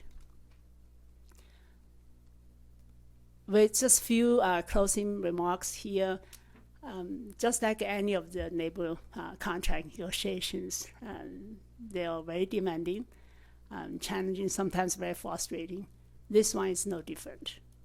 Even though we were able to conclude this process in 3 months, but we all have memories of those moments that both sides will have those moments, I believe. I have served as the chief negotiator for the negotiation with all 4 union groups. My observation is the reason that we're able to achieve what they have achieved with those compromises is really the leadership and the ability to build the bridge between individual goals, whether it's from the city side or from the union side, and the common goals. And also really have the desire to reach agreement and trying to move things forward. So I really applaud the members on both sides, the negotiation team, for the many hours and efforts that they made, not only at the negotiation sessions but also outside. There's a lot of things that we have to do to get ready and be prepared and be more efficient to conduct business at the session. So I simply have to thank everyone on the team. Of course, the support from mayor and council, as well as other members, staff members who are not on the team, but they are supporting, provide analysis and data, and all those are very much appreciated. So with that, I'll be happy to answer any questions. Thank you. Let me take a second here, Council. First off, I just want the world to know the City Council does not attend nor negotiate these contracts for our employees. They're handled by the city manager, city attorney, finance director. Our team represents us there. We don't get into it. I'd like to thank both sides for sending people who understand the city's issues, and that their honesty that on both sides as we discuss these issues. I also want to say that I believe we're trying to be as reasonable and fair as we can to both sides. I think it's a great job. It's a good compromise. I'm very happy that the preference for the veterans and the North Las Vegas residents is in this. This is what the residents of North Las Vegas want. They want their own to police them wherever we can. But we understand that sometimes some of the best come from somewhere else. You know, they want to transfer from those other organizations and stuff, and it was made known to me that we need to keep that door open. And I think the last thing I'd like to say is, from the last time we negotiated with this organization till now, I think a lot has to be said for the Chief Perez, for the leadership, and that a lot of the angst has gone out of the room. It's all about the issues. It's not about the personalities this time. Chief Perez, I want to thank you for your leadership and your team and your police office for everything they do for the community, and let you know it's a lot easier dealing with you as chief than it's been in the past, and I want you to know that that reflects your leadership, and I want to thank you very much for that. So at this time, I'll ask the council if they have any questions concerning Dr. Liu's presentation or any questions that they might have. Isaac? No, I want to thank, of course, our team, and I also want to thank, of course, our police officers union. Mike Garter is here to represent them. Our cops are, they're very valuable members of this community. They have families they have to look after, but I'm very happy that we came to a mutual agreement, and of course we want to keep them happy. We want to make sure that we can recruit amongst our population the very best officers we can get. We want to make sure that we're competitive with the other police organizations here in the Valley, and I'm just very happy. I'm sure everyone will agree that we're very happy that these things are done, and we can move forward. And thank you very much to your members there, Mike. Thank you. Councilman Wood, did you say something? Well, I'd just like to echo Councilman Barone's comments. I'd like to thank the police officers. I've always said we have some of the finest police officers on our force, and I believe that to this day. And I think that Mike Garter has done a great job leading the police officers, leading the POA, and working with us on behalf of those officers to reach an agreement that I think, as you said, Dr. Liu, hit many of the goals that the city was trying to reach, and still is as fair as possible to those officers and to their families. And I think for 3 months of work, I think everyone did a really great job. So thank you to the POA, and thank you, Dr. Liu, for all that you and your team did as well on this. And I think this is as good as anyone could have hoped for, and it keeps everyone working, and it keeps gives us the ability to hire some new officers. So I'm very hopeful for the future with this. So thank you, everyone, for your input on and the hard work on getting this done. Thank you, Mayor Pro Tem. And I'll just add my thanks on both sides. I know contract negotiations are not easy, and everyone wants the best for their particular circumstances. So I applaud our team at North Las Vegas and also our great police department. So thank you very much. Councilman Churchio. Yes, I'll add to that. Having a labor background myself, I know how difficult it could be, but I appreciate all of the hard work, Dr. Liu and staff, and of course Mike and his team from the POA. At the end of the day, it's really about us together, not just council, but all of us as employees, providing the best services and making the city as safe as possible for all of our residents. And we appreciate your effort to helping us to accomplish that. Thank you. Thank you. So at this time, the chair will call for motion to ratify the bargaining agreement. Mayor, I move that we ratify the North Las Vegas Police Officers Association's collective bargaining agreement for the period of July 1st, 2016 through June 30th, 2018. Please cast your vote.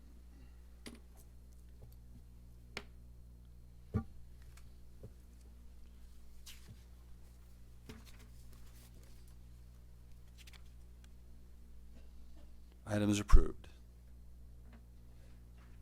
Item number 13. Item 13, authorization to purchase property insurance for city-owned real property contents and other additional city assets from Branch Hernandez and Associates in the amount of $354,519.21 for FY 2016-2017 coverage, and authorization for the city manager to execute the property insurance documents and providing other matters properly relating thereto for possible action. Mr. Branch. Mayor and City Council, good afternoon. I'm just up here to answer any question you guys may have, and also on behalf of my partner, Joe Hernandez. You know he normally is the one that makes the presentation, but Joe is up on the Capitol Hill right now. Please ask you guys to excuse him because they had a small business forum that's taking place in D.C. right now, so one of us had to go. I don't know how he got the pull of the straw in this one, but he's in D.C. and I'm here. Yeah, you were lucky.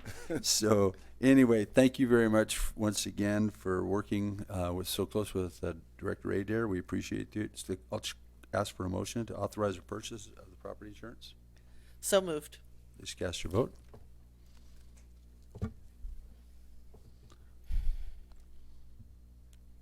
Hey, you're like 10 for 10. Okay, I like this, and I guess with my ended on that, I want to say again. You mentioned Darren there. I want to again commend them for the work that they put in working with us together to make sure that it's done for the city. I know you guys are aware that we had another 2% decrease this year, which worked out fine. And one other thing, Mayor, due to the hairstyle that I come in with, this air conditioning works, man. I just want to let you guys know that. You're very much appreciated. Thank you very much. Item 14, presentation by staff advisor to Citizens Advisory Committee of approved funding allocations for Community Development Block Grant Public Services and Emergency Solutions Grant Funds for FY 2016-2017 in conformance with Resolution Number 2540. Thank you, Director Cass. Mayor, City Council, thank you for tonight. Tonight, I'm going to let Leonie Letzum, our manager of our CAC efforts, in doing a phenomenal job, give you a quick presentation about our CAC efforts. This is year 2 of 2, and you'll hear the allocations and the work being done by this conscientious group. Job well done to them. But Leonie? Hello, Mayor and Council. Once again, I'm Leonie Letzum. I'm the staff advisor to the CAC and also Neighborhood Services Coordinator for Neighborhood Services Division. I did see some CAC members in the audience, so before I begin, I want to go ahead and acknowledge their presence. Oh, it looks like oh, no, Jeff, you want to stand up for us? This committee works tirelessly. Even though we had a 2-year allocation cycle starting last year, they still took the time and effort to review all the applications and to also make recommendations to you. On March 18th of 2015, Council approved the 2-year allocation recommendation, which covered the CAC, the CDBG public services dollars, as well as the ESG ESG dollars that were allotted to the city. During that time, we reviewed several applications from several possible recipients, and the CAC determined a set group of organizations that should receive funding for that year. Now, we also notified those agencies that upon this year, even though they were funded for 2 years, that we would review their progress of their program as well as their application that they initially submitted. So all subrecipients were aware of that. So on January 26th of 2016, the CAC took their time, had a public hearing, listened to all the applications, presentations, as well as asked some very difficult questions of those recipients as to why they weren't spending the funds or what their progress was on the programs.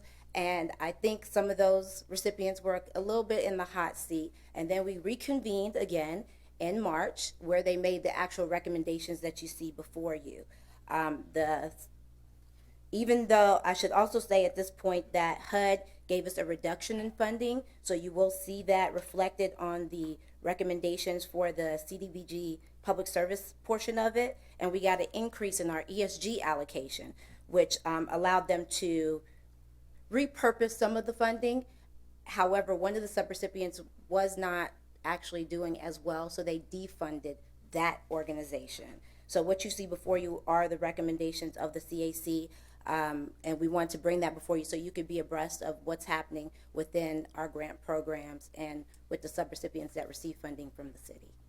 Thank you. Doctor, I have a question for you. Do you know next year, the next cycle for the CAC, what money you're going to be working with, and will it be a 2-year commitment again, or will it go back to I heard the woes of council, and we are not moving forward with another 2-year cycle. Actually, there was a bit of method to our madness. We are under the umbrella of the county, so the county treats us like a subrecipient. We're looking to move out of that umbrella. So in order to free up some staff time to complete the paperwork necessary to become our own entity and to receive our own award, we decided that we would do that 2-year cycle, but it was to help us. We put the cart ahead of the horse because we found out later on that we have another year until we can actually move forward with that process. So the intent of the 2-year cycle was to actually free up staff time so that we can complete the paperwork so we can be our own entitlement and receive funding ourselves directly. So, Doctor, with that, when you do become your own, when you do next cycle, which I know you'll accomplish that, how does that change what you do or how you respond? How will that help you not to be underneath that umbrella? Well, I think it helps our subrecipients more because they're able to interact directly with us and receive their reimbursements directly from us. Right now, there's a delay in the processing because there's a lot of red tape that they have to go through. So they'll submit their reimbursement to us, then we have to review it, then we submit it to the county, then it goes through different layers of the county before they can even get their money back. And sometimes it takes up to 6 months before a subrecipient can be reimbursed for their expenses, which is a lot. It's pretty difficult on some of the subrecipients who are smaller organizations who maybe don't have a lot of free funds to float. But for some of our bigger organizations, it's not as much as a problem as our smaller organization. And as we move to try to help our smaller organizations build capacity, we want to really be cognizant of those type of things that impact our smaller nonprofit organizations who are helping our citizens. I appreciate that. I've often been told I only have 2 speeds, fast and faster. Me too. And I love it. And I know you're that kind of leader, Leonie, so I appreciate it. Councilman Wood. Well, first of all, I want to say thank you to all of our CAC members, whether they're in the audience or not, because I know how difficult voting on this item is. Right. I served many years on the CAC, and this is like going to war, and really, it is so difficult. You have so many great applications before you from wonderful nonprofits that are working so hard and doing such a great job in the community, and then to sit there and have to make the difficult decision of, are you better off funding all of them and giving them a little bit, maybe just a couple $1,000s a piece, or do you just out and out have to say no to some so that you can make larger awards to others? Is just absolutely gut-wrenching, but it's a tough decision that has to be made, and these people do this every year and make great decisions and recommendations for us. So I see that when it comes to the capital funds, there are 2 organizations that were funded for the first year, but we're showing that they will not be funded for the second year. Is that because of where you were talking about that they had not spent their initial funds? Although this presentation isn't necessarily about the capital projects, I can discuss that. That is one of those situations where we have it's not that they're doing bad work, there's just a delay in their processing and inboarding of possible recipients of their service. So they have a lot of money on the books already. So for that particular organization, we decided not to fund them this year and move forward with a parks project that you'll see probably later on in July. All right, thank you. Councilman Barone, do you have anything? Yeah, Mayor. I think we rode together when we took a tour of all the agencies.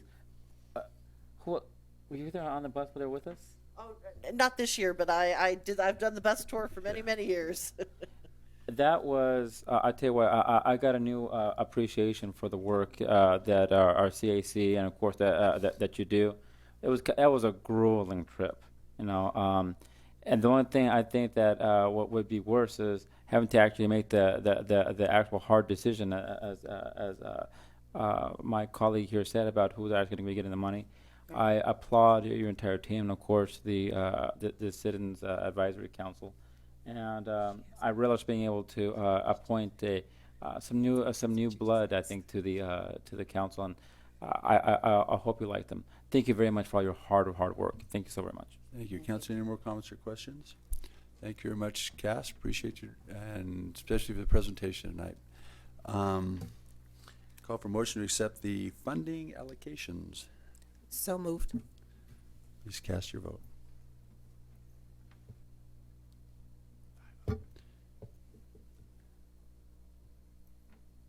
Doctor, we want to thank you. You do work very, very hard, tirelessly, and you continue to get better and better at what you do. We appreciate that. And I think we're looking forward, at least two of us, to going on the next trip. So if you would I will make allow sure us, I will remember that. Thank you. Thank you very much. Item number 15. Item 15, approval of a police department laboratory testing professional services agreement with Lab Express LLC in the total amount not to exceed $355,000, $71,000 per year for a 5-year term, using the competitive bidding exception per NRS 332, Local Government Purchasing Act, for laboratory testing and analysis services for the police department for possible action. Thank you. Any comments or questions? If not, the chair will take a motion. Move to approve. Please cast your vote.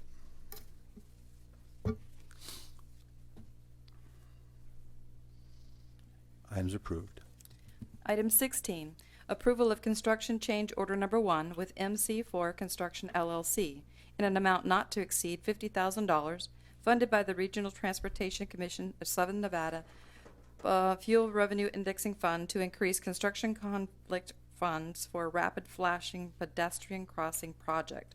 Bid number 1467, CIP project number 10386 for possible action. Thank you. Any comments or questions? If not, we'll take a motion to approve the change order. Move to approve. Please cast your vote.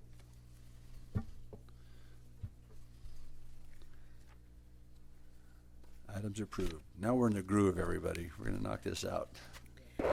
Item 17, award of bid number 1484 and approval of a construction contract with Nelson Henniker Striping, Inc.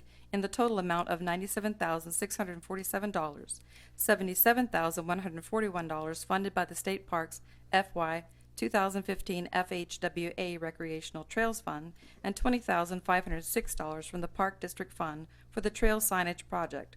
CIP project number 10353 for possible action. Thank you. Any comments or questions? Not the chair will take a motion. I'm happy to say that a lot of the new signs that are going in there are graffiti resistant, and with that, I move to approve. Please cast your vote.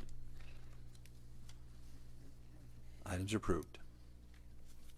Item 18, authorization to issue a purchase order to BMW Motorcycles of Las Vegas in the amount of $102,013.44, using the competitive bidding exception per NRS 332 Local Government Purchasing Act for the purchase of 4 BMW motorcycles for the police department for possible action. Thank you. Any comments or questions? If not, the chair will take a motion.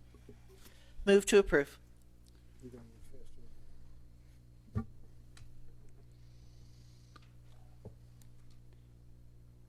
Items approved. Have we, Director Adair, just for a second, are we selling those Harleys off? Are they going through the system and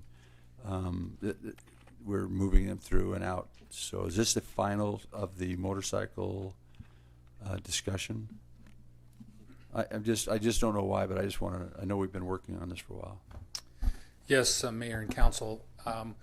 Chief Perez and Assistant Chief Noor have been working with, I believe, the Clark County School District to liquidate those remaining Harley motorcycles and then return those funds to the process of a single platform with those BMWs. So last City Council meeting, you approved the augmentation to move the funds to the appropriate accounting places, and tonight you're approving the last of those purchases for the BMWs. Thank you very much. Item 19. Item 19, authorization to issue a purchase order to Action Air Conditioning, Inc. in an amount not to exceed $80,406.41 for the replacement and installation of additional air conditioning units within the city disaster recovery room for possible action. Thank you. Any comments or questions? If not, Chair will take a motion. Move to approve. Please cast your vote.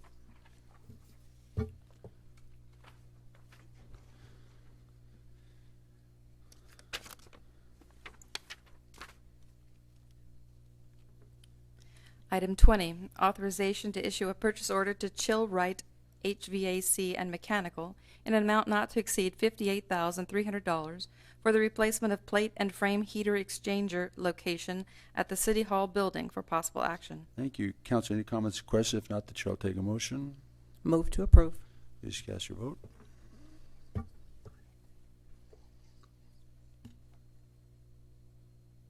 Items approved. Item 21, authorization to issue a purchase order to Flex Ground Playground Safety Surfacing in an amount not to exceed $52,127.38 for the ground resurfacing and playground equipment purchase and installation at College Park located at 2613 East Tonopah Avenue for possible action. Thank you. Council, any comments or questions? If not, the Chair will take a motion. Mayor, I'd like to thank very much our Parks Department for fixing this little part. It really needed a makeover. So thank you to Cass and everyone else who was involved in getting the sucker cleaned up. And with that, that's my motion to approve. All right. Please cast your vote. Oh, I'm sorry, Jennifer. If it makes you feel any better, I'm going to go ahead and notch you up another little notch there. Did we have this conversation already? With any dissent, someone else will get knocked down a spot, so.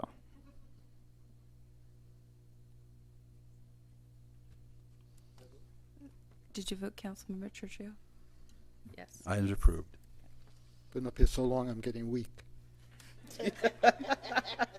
Item 22, authorization to issue purchase orders in the total amount of $135,746.88, $101,083 to Ford Country, and $34,663.88 to Advanced Vehicle Products, using the competitive bidding exception per NRS 332 Local Government Purchasing Act for the purchase of three 2016 Ford F-150 pickups and the associated upfit for the fire and police departments for possible action. Thank you. Any comments or questions on this item? If not, Chair will take a motion. Move to approve. Please cast your vote.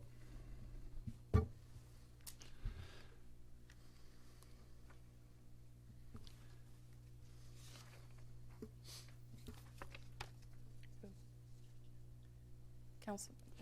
And ayes are approved. I just wanted to recognize Chief Lytle's in the office today. Thank you, Chief, for being here. I see you and Captain Perez, or Chief Perez, here, and want to thank you for all your efforts. Item 23, authorization to issue purchase orders in the total amount of $64,518.04, $44,536.25 to Fairway Chevrolet, and $19,981.79 to Advanced Vehicle Products, using the competitive bidding exception per NRS 332 Local Government Purchasing Act for the purchase of one 2016 Chevrolet Silverado and the associated upfit for the police department for possible action. Thank you. Any comments or questions on this item? If not, the Chair will take a motion to approve the Second Amendment. Move to approve. Please cast your vote.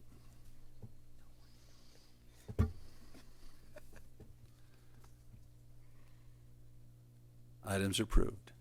Item 24, approval of the Second Amendment to the Sun Valley Well Pump Removal and Inspection Service Agreement with Lane Christensen Company to increase funding of the First Amendment from $39,701 to an amount not to exceed $146,177 to repair the pump casing and overhaul the pump and motor for the Utilities Department for possible action. Thank you. Any comments or questions on this item? If not, the chair will take a motion. Move to approve. Please cast your vote.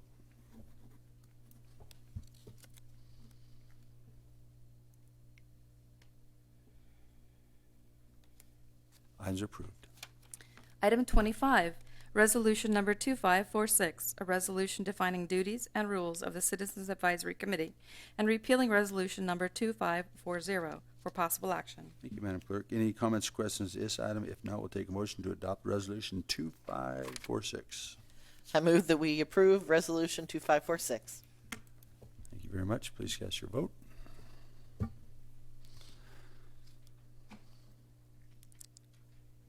Items approved. Item 26, resolution number 2561, a resolution authorizing the city manager or her designee to give notice of the sale of property subject to the lien of a delinquent assessment and providing for other matters properly relating thereto for possible action. Thank you. Any comments or questions on this item? If not, the chair will take a motion to adopt resolution 2561. So moved. Please cast your vote.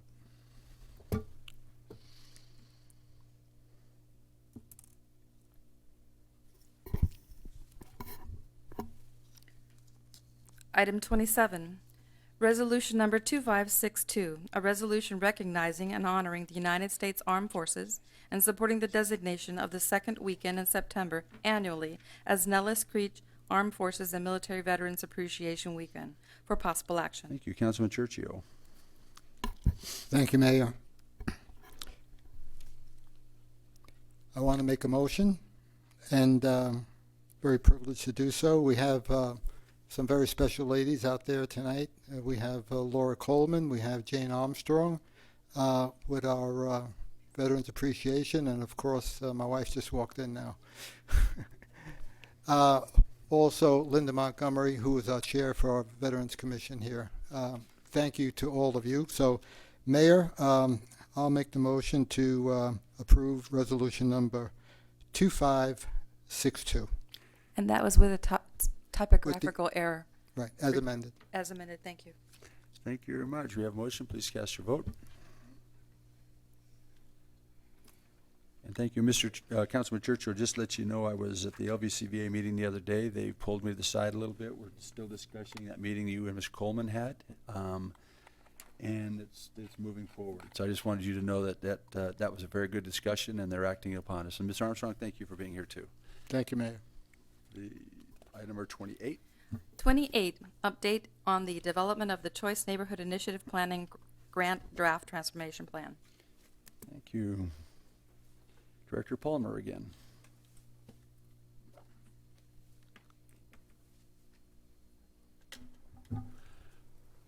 Good evening, Mayor, Council, Cass Palmer for the record, Director of Neighborhood and Leisure Services. Tonight we have the opportunity to update you on our Choice Neighborhood Urban Core Transformation Plan. A lot of work, time, effort has gone into this, but a lot of that work has been done with our partners, and we've got several partners here tonight I'd like to recognize. If you could wave from Nevada hand, Diego Ishikawa. Diego's here, and then Kayla Price is joining the team. From our Southern Nevada housing partners, we have Melanie Braun. Melanie. And then from our Nevada partners, we have Tiffany Tyler and Richard Carrion. So several of the members wanted to come out in support of our initiative. The other individual that is heavily involved in this is our own Lorena Candelero. So just want to make sure she's recognized for her work in this. But at this time, I'm going to turn it over to Mr. Jim Hay to give us a quick presentation on our transformation plan. Thank you, Cass. Hello, Mayor and council members again.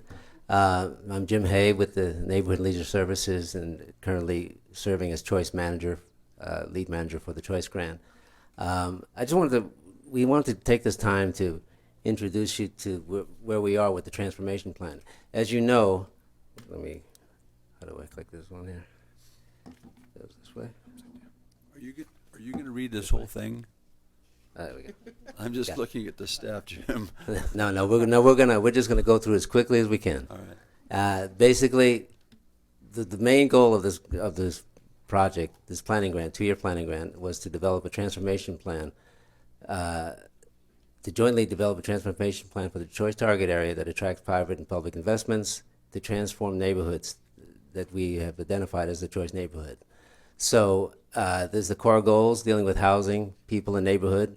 A lot of this you've heard already, so I'm just going to go through it quickly just to kind of refresh everybody's memory. I know it's been a long night. There's a choice map that shows our target area, stretching from Rose Garden to Buena Vista and everything in between. That's another take on the map showing the housing subdivisions that that make up the target area. And then I just added a timeline to show you all, and a lot of these things I'm sure you can take time to read on your own, but to show you the timeline that we started with on January 16th and all the things that we've done up to this point. The next slide, which talks about the timeline continued, shows you from July, which is now, to January 15th, our task that we'll be involved in. From submitting the draft transformation plan on July 15th of this year, and down to the end of January 15th of 2017, when our final transformation plan is due. And just to give you an extent of the size of the grant of the plan, the next slide is really just a kind of a summary of the table of contents. So it's very extensive. All the different components involved: neighborhood context, planning and engagement, the sectors, the implementation strategy, and a ton of tables and charts that will help explain the narrative. So I'll just flip through these, but this is just the size of the document. Or it's not yet complete, and it's already 120 pages. So it's going to be pretty massive. But it's going to have a lot of good information, I think, and a lot of data that's going to really help us devise the strategies we need to improve the neighborhood. This is just a chart showing you all the different aspects that go into the plan. We're using prior regional plans and local plans like the redevelopment plan, Southern Nevada Strong, input from surveys, review analysis of secondary data, ongoing community engagement meetings, focus groups, and a process we'll be involved in shortly, which is the visioning process, having a series of urban charrettes within the neighborhood to give everybody in the community, the opportunity to provide their input about what they'd like to see happen in the neighborhood. So that's kind of our next phase, and I'll get into that a little bit more. Again, just giving you a detail of all the different community engagement activities we've taken place over the year, from June to July, June of last year to June of this year. And again, I won't get into a lot of detail. And then the next slide talks about what will be coming up. We'll continue starting in July of this year through January. We'll continue our community engagement team meetings regularly. Again, the neighborhood visioning and charrette process that will take place through the summer months with our partner, developer partner, Nevada Hand, and all the rest of our partners in the community. And we will continue to implement doing while planning activities as identified by the community. And I thought I'd throw a little picture in there of some of our doing while planning activities. Back in September, we had the Buena Vista Open Air Market through Lutheran Social Services, where we provided free food and resources to the community. I think we had about 200 or 300 people show up. Completed about 100 of our surveys, our extensive surveys, by the way. The next slide, the next picture over is a recent event we had last month of the Valley View Community Cleanup. I think we filled about 6 dumpsters that day with residents, partners, and Design Community Garden on the bottom there that we're just starting up. The neighborhood sector priorities as part of the neighborhood plan. You can see there we're talking about economic development, crime and safety, home ownership, critical community improvements, and the redevelopment of Buena Vista as a mixed income and mixed use property with commercial development. I just threw this slide in here just to show people what things could be like. On the top left, you'll see the vacant Buena Vista site as it is now. And just to the right is an idea of what conceivably it could look like. A nice modern multi-use building with, plaza, art, etc. And Rose Garden on the bottom, the way it looks now. and the way it could look. Just visualizing those changes in the community can make a big difference. And the housing sector priorities, one of the main things about the housing is that's Rose Garden, is that right now there's 60 efficiency apartments and 60 one-bedroom apartments. They're going to keep the same number of apartments, but they're going to raise the bar, create 102 one-bedroom apartments and 18 two-bedroom apartments. So it's keeping the footprint, but increasing the amenities for the residents there. And people sector priorities dealing with education, social services, and for seniors all the way down to youth. So I just wanted to give you a brief overview of the depth and breadth of what's in the transformation plan. We will be submitting to HUD next month. Also, the developer partner plays a key role in helping us to develop the neighborhood portion of the plan and develop and acquire other public and private investments to help us develop our target area. And so in the next two slides are just a summation of what we talked about. You can look at it when you have a chance, but it just summarizes all the things we've done so far. But the final thing we wanted to say about this is that this is the end of the planning grant is really the phase one. It's in the grant that allows us to look at the community, get input from the community, help us to define what's needed and how we can get to that point through our implementation strategy. And as planned from the start of this grant, completing our transformation plan by January 2017, as scheduled, would put us in line to apply for and potentially secure HUD choice implementation funding during the 27 funding cycle, which is about a year from now. Simultaneously, we will also be using the transformation plan as a tool to secure private investments and other resources that will help us to revitalize the target area. And we expect that the entire redevelopment revitalization process will take multiple years to complete. We know it's not a short-term project, but we are committed to it, and so are our partners. Thank you. No, I want to thank. I was more interested in talking the making choices, what is possible. You've done so much groundwork in it, bringing us up to speed on all this. I'm very, it's like we've been pregnant with promise. Now it's time to deliver. Right. Exactly. But the interesting thing, I guess, I want to do is I like all this, but tell us about your board out here a little bit. How much do you guys meet? How does the board work with you? You've got wonderful people in the audience, I'm sure, sharing their talents. Yeah. I'd like to talk about the board for a minute. Well, we have a community engagement team that meets. We start out meeting every 2 weeks in the Valley View area, but engaging all the people from the community. Right now we meet monthly because we need time to take care of projects. So we've been meeting. We've had, I want to say over 35 meetings and events over the last year or so. We also have a steering committee that meets practically weekly as well. The group that Cass introduced here, as well as some members that are not here right now. But we meet weekly to make sure we're on track and that we keep our goals and keep our progress moving forward. I have to say that the people involved are very committed, very involved, and work very hard. No question about it. I mean, couldn't do it without them. And I'm glad we have the team that we do because they represent. Each one brings their strength to the table, and it's very much appreciated. And I know Councilwoman Goins Brown has also been working with us. She's been to a lot of our meetings, and so has Councilmember Barone, being in the district, and been greatly supportive, and we appreciate that too. Well, we do. We appreciate Lorena jumping down there and helping. We appreciate the members of the committee coming today, and we just wanted to take a minute and thank you for your efforts. And it's a long path, that we understand it, but it is possible. Absolutely. And I think Councilwoman Goins Brown, did you have something to add? I just want to thank you all, the whole entire team, because it is a collaborative effort with all the community partners and the tireless work that you put into ensuring that progress is being made and planning out every phase of this grant. So thank you for all your hard work. And like I keep saying, we are going to move forward, and failure is not an option. Thank you very much. Appreciate you. No votes needed on this. We were just receiving an update from this information. Ordinances, introduction only. There is no public comment for these items and no action will be taken by the council at this meeting. If you wish to speak on any of these items, please attend the meeting where the final action will be determined and submit a blue card to the clerk.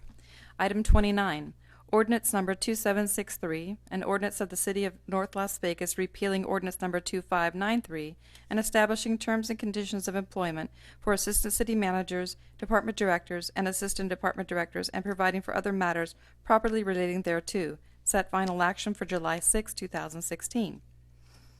Ordinance's final action. Ordinance number 2761, an ordinance of the City of North Las Vegas, Nevada, amending ordinance number 2672, amending the development agreement for Park Highlands West to amend the land use plan for parcel 2.1 and providing other matters properly relating thereto for possible action. Thank you. Council, any comments or questions? Now we'll call for motion to pass this ordinance. Mayor, this is basically just an amendment so that we can add the detention basin to this particular area. So I would move that we go ahead and approve ordinance number 2761. Please cast your vote.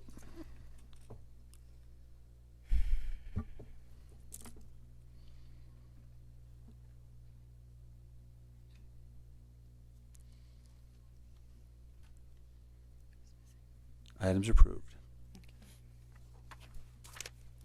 Item 31, ordinance number 2758, an ordinance related to zoning, amending section 010 of Chapter 16 of Title 17 of the City of North Las Vegas Municipal Code by reclassifying approximately 18.63 plus or minus acres therein from an RZ-10-MPC residential district, up to 10 dwelling units per acre, master planned community, to PSP MPC, public, semi-public, District Master Planned Community, ZN 05-16, Park Highlands West, for property located at the southeast corner of Grand Teton Drive and Aviary Way, and providing for other matters properly relating thereto for possible action.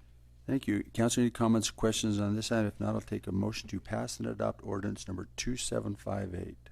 So moved. Please cast your vote.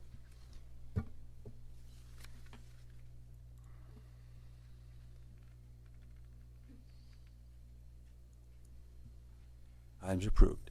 That should be a yes. Oh. 5-0.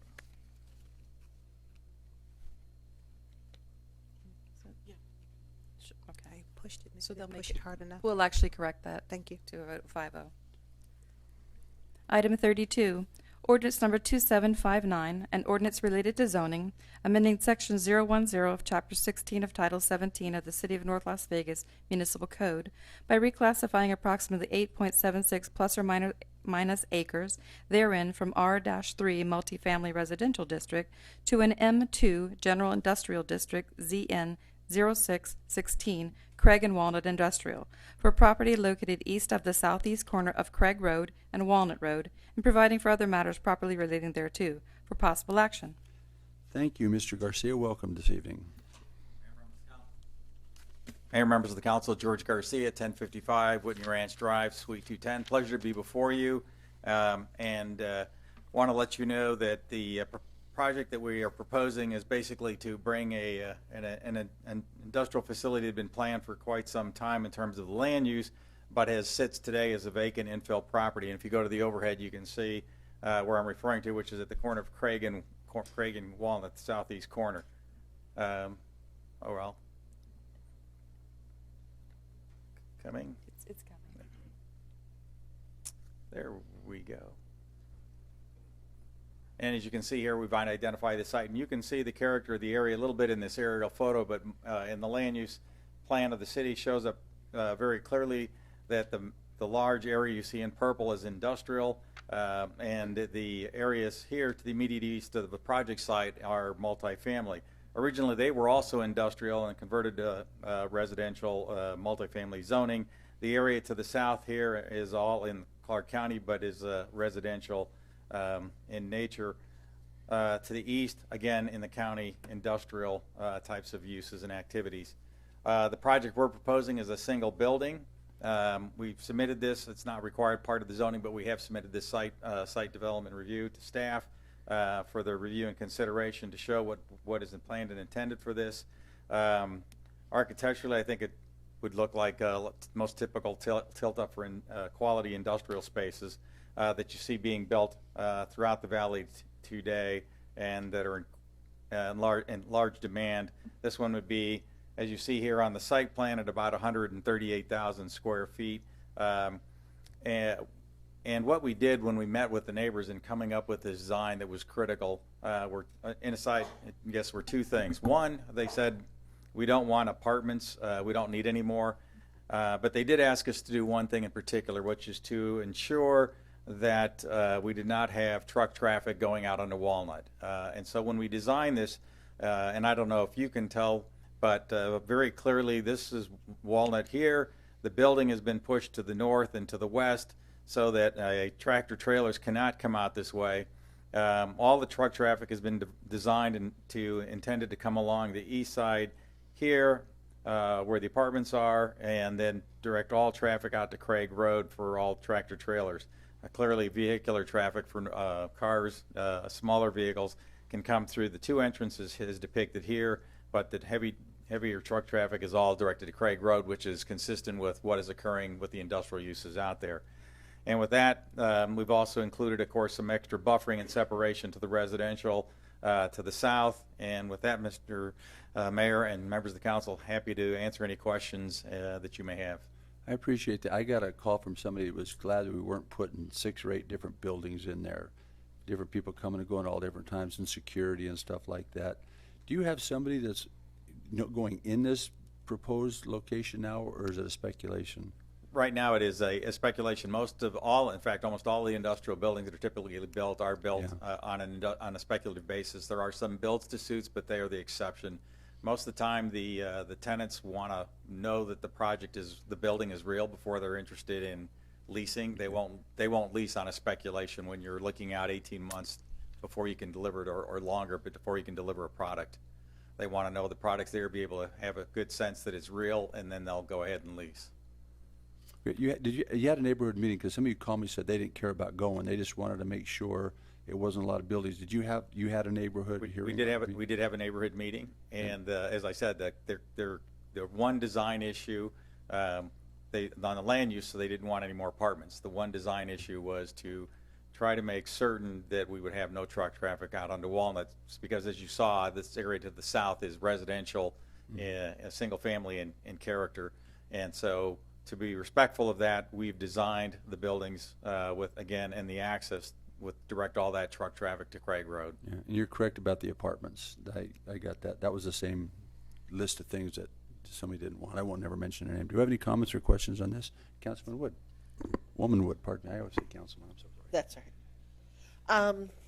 right. Mr. Garcia, so my concern is I just want to get on the record some of what you've talked about here, because we're really normally in an area that is zoned on 3 sides by some form of residential.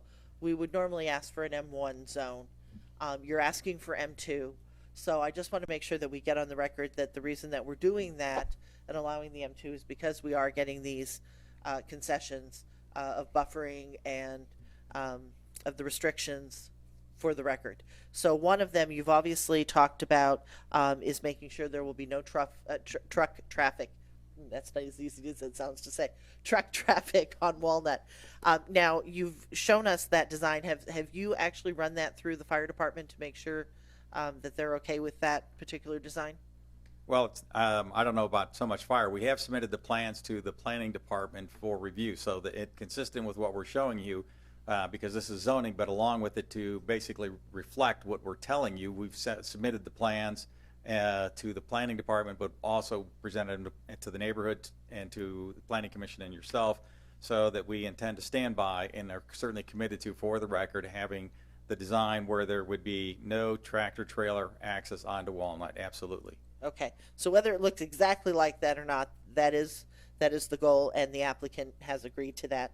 The other, obviously, is the double layer of trees at I guess what would be the back of the property to the south. To the south, and on what I'm guessing is what would be the east side, you have additional trees there as well. Not a separate row, but I think they're spaced a little bit closer together than what we would typically see. Is that not correct?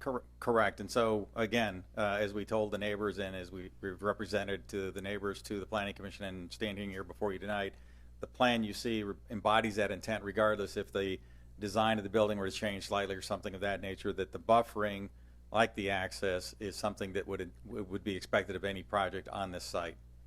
Okay, so double layer of trees to the south and smaller spacing and extra trees to the east. Correct. And the applicant has agreed to all of those concessions. The applicant has agreed. Thank you very much. Yes, Mr. Garcia, thank you very much for your presentation. Quick question. I know it's going to be M2, industrial, but just to make sure, notwithstanding, of course, that we have our friends to the south and east in unincorporated Clark County, if there's any use that would entail large amounts of flammable liquids or anything that'd be dangerous, they'd have to get a special use permit, correct? That's correct. That is part of the as you recall, when PEPCON, as a result of PEPCON, all of the local and state government basically put in place special rules to deal with those kind of circumstances. So large quantities absolutely would have to go back through the special use, as well as the building fire department review and procedures. So there's a lot of safeguards in place for anything of that kind. Well, Mayor, I'm very much looking forward to this new building coming into Ward 1.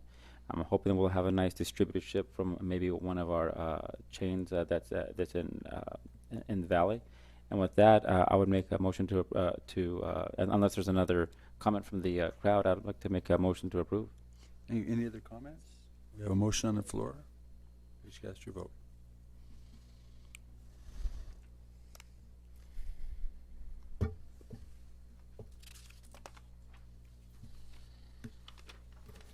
Items approved. Mayor and Council, thank you. Item 33, ordinance number 2760, an ordinance amending Title 17 of the Municipal Code of the City of North Las Vegas relating to zoning ZOA-03-16 by amending Title 17, Section 17.6050 F3E, Table 17.16-3 Overlay District Permitted Uses, Section 17.16.50 F4, Table 17.16-4 Site Dimension Standards in IA Overlay District within the Apex Overlay District. Section 17.20.20C29B Permit Required. Section 17.20.20C29E Medical Marijuana Establishments. And Section 17.20.20C29F4 Standards for Medical Marijuana Establishments, removing conditional use provisions for marijuana establishments, removing the requirement to apply for a business license at the time of filing a land use application, and clarifying the proper reference to FAA procedures for building or structure height requirements within the Apex Overlay District, and providing for other matters properly related thereto for possible action. Thank you. Councilor, any comments or questions on this item? If not, I'll take a motion to pass and adopt ordinance number 2760.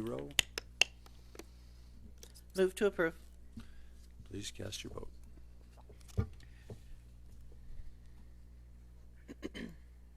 Items approved. Item 34, ordinance number 2762, an ordinance of the City of North Las Vegas repealing ordinance number 2594 and establishing terms and conditions of employment for appointed and confidential employees and providing for other matters properly relating thereto for possible action. Thank you, Councilor. Any comments or questions on this item? If not, I'll take a motion to pass and adopt ordinance 2762. So moved. Please cast your vote.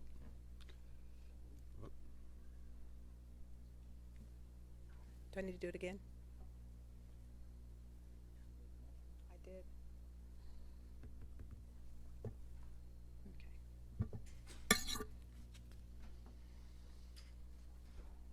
Item is approved. Moving on to appointments. Item 35, appointment of a mayor pro tempore for a one-year term ending June 30th, 2017 for possible action. Thank you, Councilwoman. Mayor, Yes, ma'am. as we discussed maybe a couple of years ago, as rotating the mayor pro tem title amongst the council members, and so I am honored to have served as the first African American female to serve as a mayor pro tem in the jurisdiction, and just keeping up with diversity as our city is ever changing. I would like to go ahead and make a motion that we accept Councilman Barone as our first male Hispanic person to serve as a mayor pro tem in a local jurisdiction in the state of Nevada. Well, that sounds pretty exciting. Isaac, do you? Say something, Isaac. It's a little bit overwhelming. It's a very big honor. I make a big deal that, you know, of course, our office is a stone's throw away from a place that we grew up, Mayor.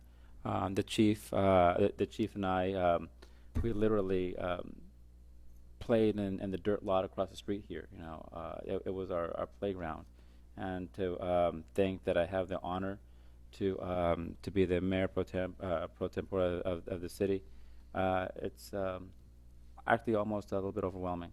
I'll do the best I can, and I thank you very much. Well, you're following Councilman Wood's shoes and Councilman Goins Brown's shoes, and they have been excellent, and they continue to support the mayor when he needs them, and so you'll have backup on that also. But I'd like to say, with 73%, I think that's the number of your district being Hispanic. Actually, 78. Oh, 78. Yeah. Okay. It's what's 5%? It's apropos that you do something and show leadership in that community. So we're expecting you to be a very good face for the city when I can't make it, or run the meetings and take the responsibility of the city when the mayor's out of town. And I appreciate you, and I know you'll do it diligently as the other two have done. Thank you, Mayor. Thank and you very thank you, everyone else, my colleagues. Any comments or questions? We have a motion on the floor. Please cast your vote. Items approved. Item 36, appointment of a city council member to the Las Vegas Global Economic Alliance Executive Committee for a one-year term ending June 30th, 2017 for possible action. Thank you. Councilwoman? Oh, Mayor, I move that you've been serving on this board, and I move that we reappoint you as the council member to serve on the Las Vegas Global Economic Alliance Executive Committee. Thank you very much. I do appreciate that. I do work hard at it, and I think it's brought us some benefits, and I appreciate the opportunity to continue to serve. Thank you, Councilwoman.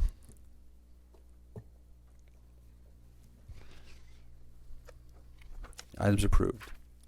Item 37, appointment of 2 at-large citizen members to the Citizens Advisory Committee for a 4-year term for possible action. Thank you. Ms. Ray Ann Peterson has notified me that she would like to once again continue to serve in that capacity, and so she was a highly valued member. We've I'll ask that you continue to let her serve. And the other one is that we have Joe Cato, who is a North Las Vegas resident who has been involved in the city for many, many years, expressed a desire to participate in the CAC committee, and so those would be the 2 people that I would like to make a motion to appoint to the CAC committee. Mayor? Yes, ma'am. Before you move forward with that, can I, we have had on the CAC, and I was going to say something earlier, but she was not in her chair where she was supposed to be. But we have had Gay Schoaf kind of leading the CAC for 12, I would guess 12 years at this point, because she's reached the end of her eligibility. But she has been the driving force behind the CAC. She has worked harder than I can possibly tell you. She has been a terrific addition to that organization. And like I said, I know how hard it is to make that vote when you're deciding money that's going to nonprofits. And to sometimes have to say no is probably one of the hardest jobs ever. And she has done just an amazing job. And I want to thank her for her service. She has served us very, very well. And the city of North Las Vegas is very proud to have had you representing us. And we'll find some other board for you to work on for a while. We won't let you get too bored. Would you mind if we just, before we vote, clapped for you?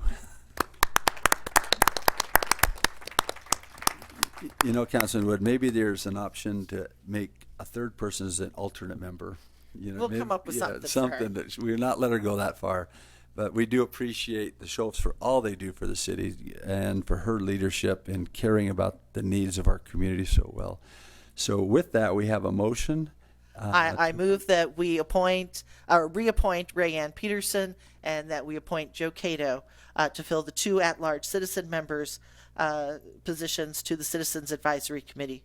Okay, we'll take that motion. Please cast your vote.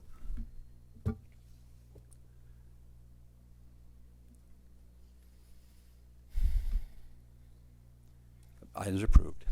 Item 38, appointment by Councilmember Barone of a citizen member to the Citizens Advisory Committee to fill an unexpired term ending June 30th, 2017, for possible action. Councilman? I think he came by today and actually filled out his willingness to serve form. I think I've done a pretty good job. I work with a lot of young people there, Mayor, and I've appointed quite a few people who are really under 30, some of them even younger than that, to various positions of leadership there in our advisory board. And for those of you who have been working in the community, you might actually know this fellow, who he's very active in. He actually works for various progressive agencies and campaigns here in town. And with that, I think he's a very hard worker. Hopefully he'll have enough time to be on here. His name is Mr. Christian Gerlach. I'd like to nominate him for my person. Thank you very much. That's a motion. Any comments or questions? Seeing none, please cast your vote.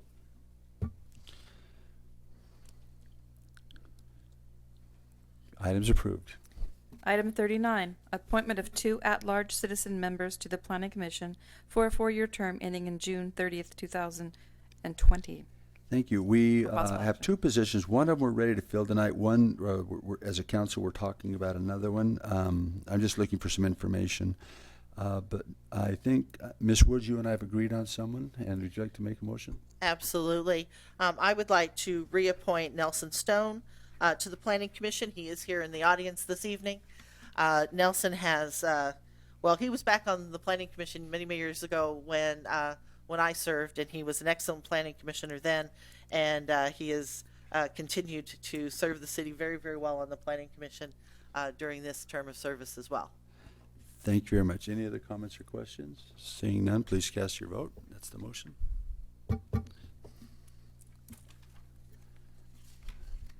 Mr. Stone, you've made it, but maybe in response to you, how many years has Mr. Stone been serving? Well, he took a break in between. He was off the Planning Commission for a long time, and this would be the start of his 2nd term, so this would be the start of what would be his 5th year. Thank you very much, Mr. Stone. We appreciate you, and when you put 12 years in, we're going to give you a standing ovation too. All right, so keep up the good work. Item number 40, but thanks for coming tonight. Mayor, point of clarification. So are we going to put another item on the next agenda? Oh, yes, ma'am, for the final Planning Commission. I know they need to get that done July quickly. 6th. Okay, thank you. Item 40, appointment of Mayor Pro Tempore Goins Brown of a citizen member to the Traffic and Parking Advisory Committee to fill an unexpired term ending June 30th, 2019 for possible action. Mayor Pro Tem? I too looked for someone with a younger set of eyes that can see things, because these eyes don't see as well as I refuse to accept the fact that they don't see as well as they used to. So I reached out and came across a fabulous young lady. Her name is Tammy Green. I'm not sure if she's in the audience tonight. But I would like to go ahead and appoint her. She's very eager and is willing and wants to do more for the city, but right now she's going to start on this board. So that's my motion. That'll be a motion. Please cast your vote.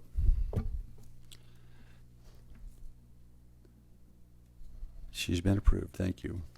Item 41, appointment of a citizen member to the Clark County Regional Flood Control District Citizens Advisory Committee for a 2-year term ending June 30th, 2018 for possible action. Thank you. We have a gentleman, Scott Rudy, who's on the Parking and Traffic Commission, who has been doing a good job there and has expressed an interest. This is his career field, working in this area. So he seems very qualified, Jennifer, and I think you'll have a good time working with him. So I would nominate Mr. Scott Rudy to fill that position. That'll be my motion. Please cast your vote.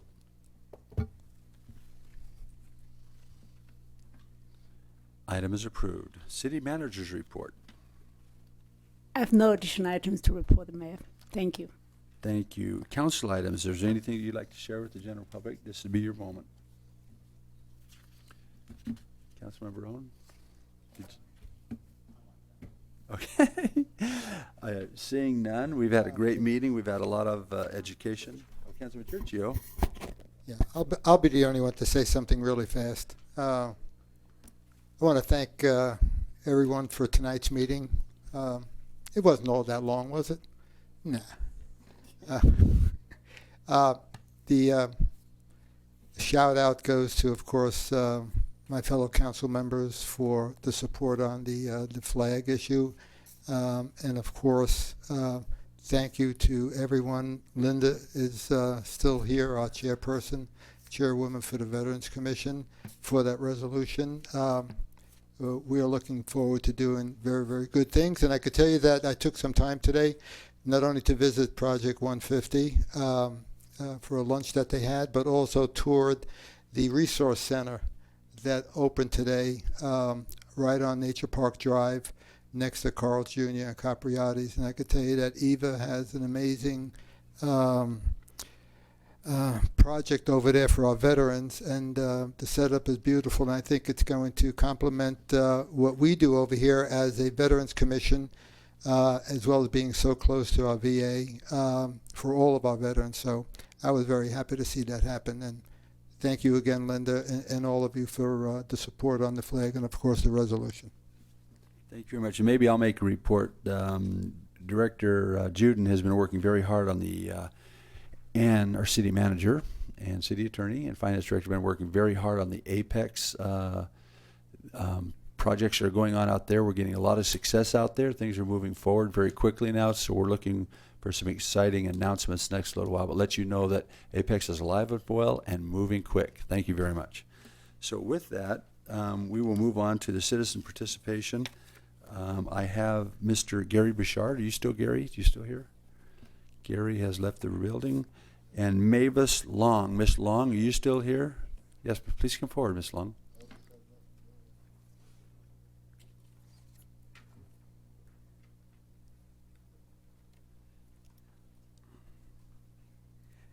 Thank you, Mayor and Council. My name is Mavis Long. I live at 370 Casa Norte Drive, Unit 2140, North Las Vegas, Nevada, 89031. I wanted to come up and say that I've been in the Vegas Valley for about 12 years. I moved here because of my ex-husband now. He was military, so he served on the base, and then we divorced. And so I've been living in North Las Vegas myself since 2007. Wasn't very active in anything, just living, trying to make a living, stuff, support my son. So I wanted to say that because I just finished my master's degree in public administration, it gave me a love for city planning, and plus I used to work with the Regional Initiatives Office with Tyrone Thompson. I don't know if you know him, but I worked with him, under him as a program assistant, so I developed a love for the back scene, the behind the scenes things that goes on in the city. So after all that, I figured might as well start getting to really know where I'm living. So my first time coming to a council meeting was last week, and I saw the Lake Mead, I'm calling it a redo because I can't remember the exact name of it, but it was a handout for that. I'm just totally stoked about it.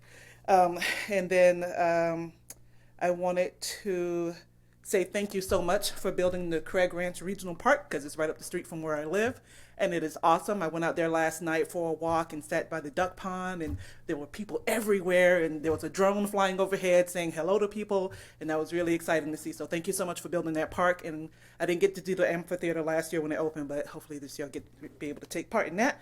And also I wanted to, I don't know if any more police officers and stuff are here. Thank you for waving to me when I walk. I walk in the mornings, so, and they're very friendly. They wave, and the firemen waved this morning, which I really love because firemen are hot. But anyway, the chief actor is waving to you right now. Thank you so much. So I appreciate the friendliness of our police and those who protect and serve us. And that's all. Thank you. Well, you know, we could go a step further with you, Mavis. We would say that we look for citizens, and every council person has appointments of people they can put on boards and commissions. Maybe you can figure out up here who your city councilman is and become a woman, and be part of the district with them and work with them. So we would encourage that. Seeing that, I see Mr. Bouchard has not came back in the room, and that was the last person I had a blue card for. Does anybody else like to address the council? Seeing none, this meeting is adjourned.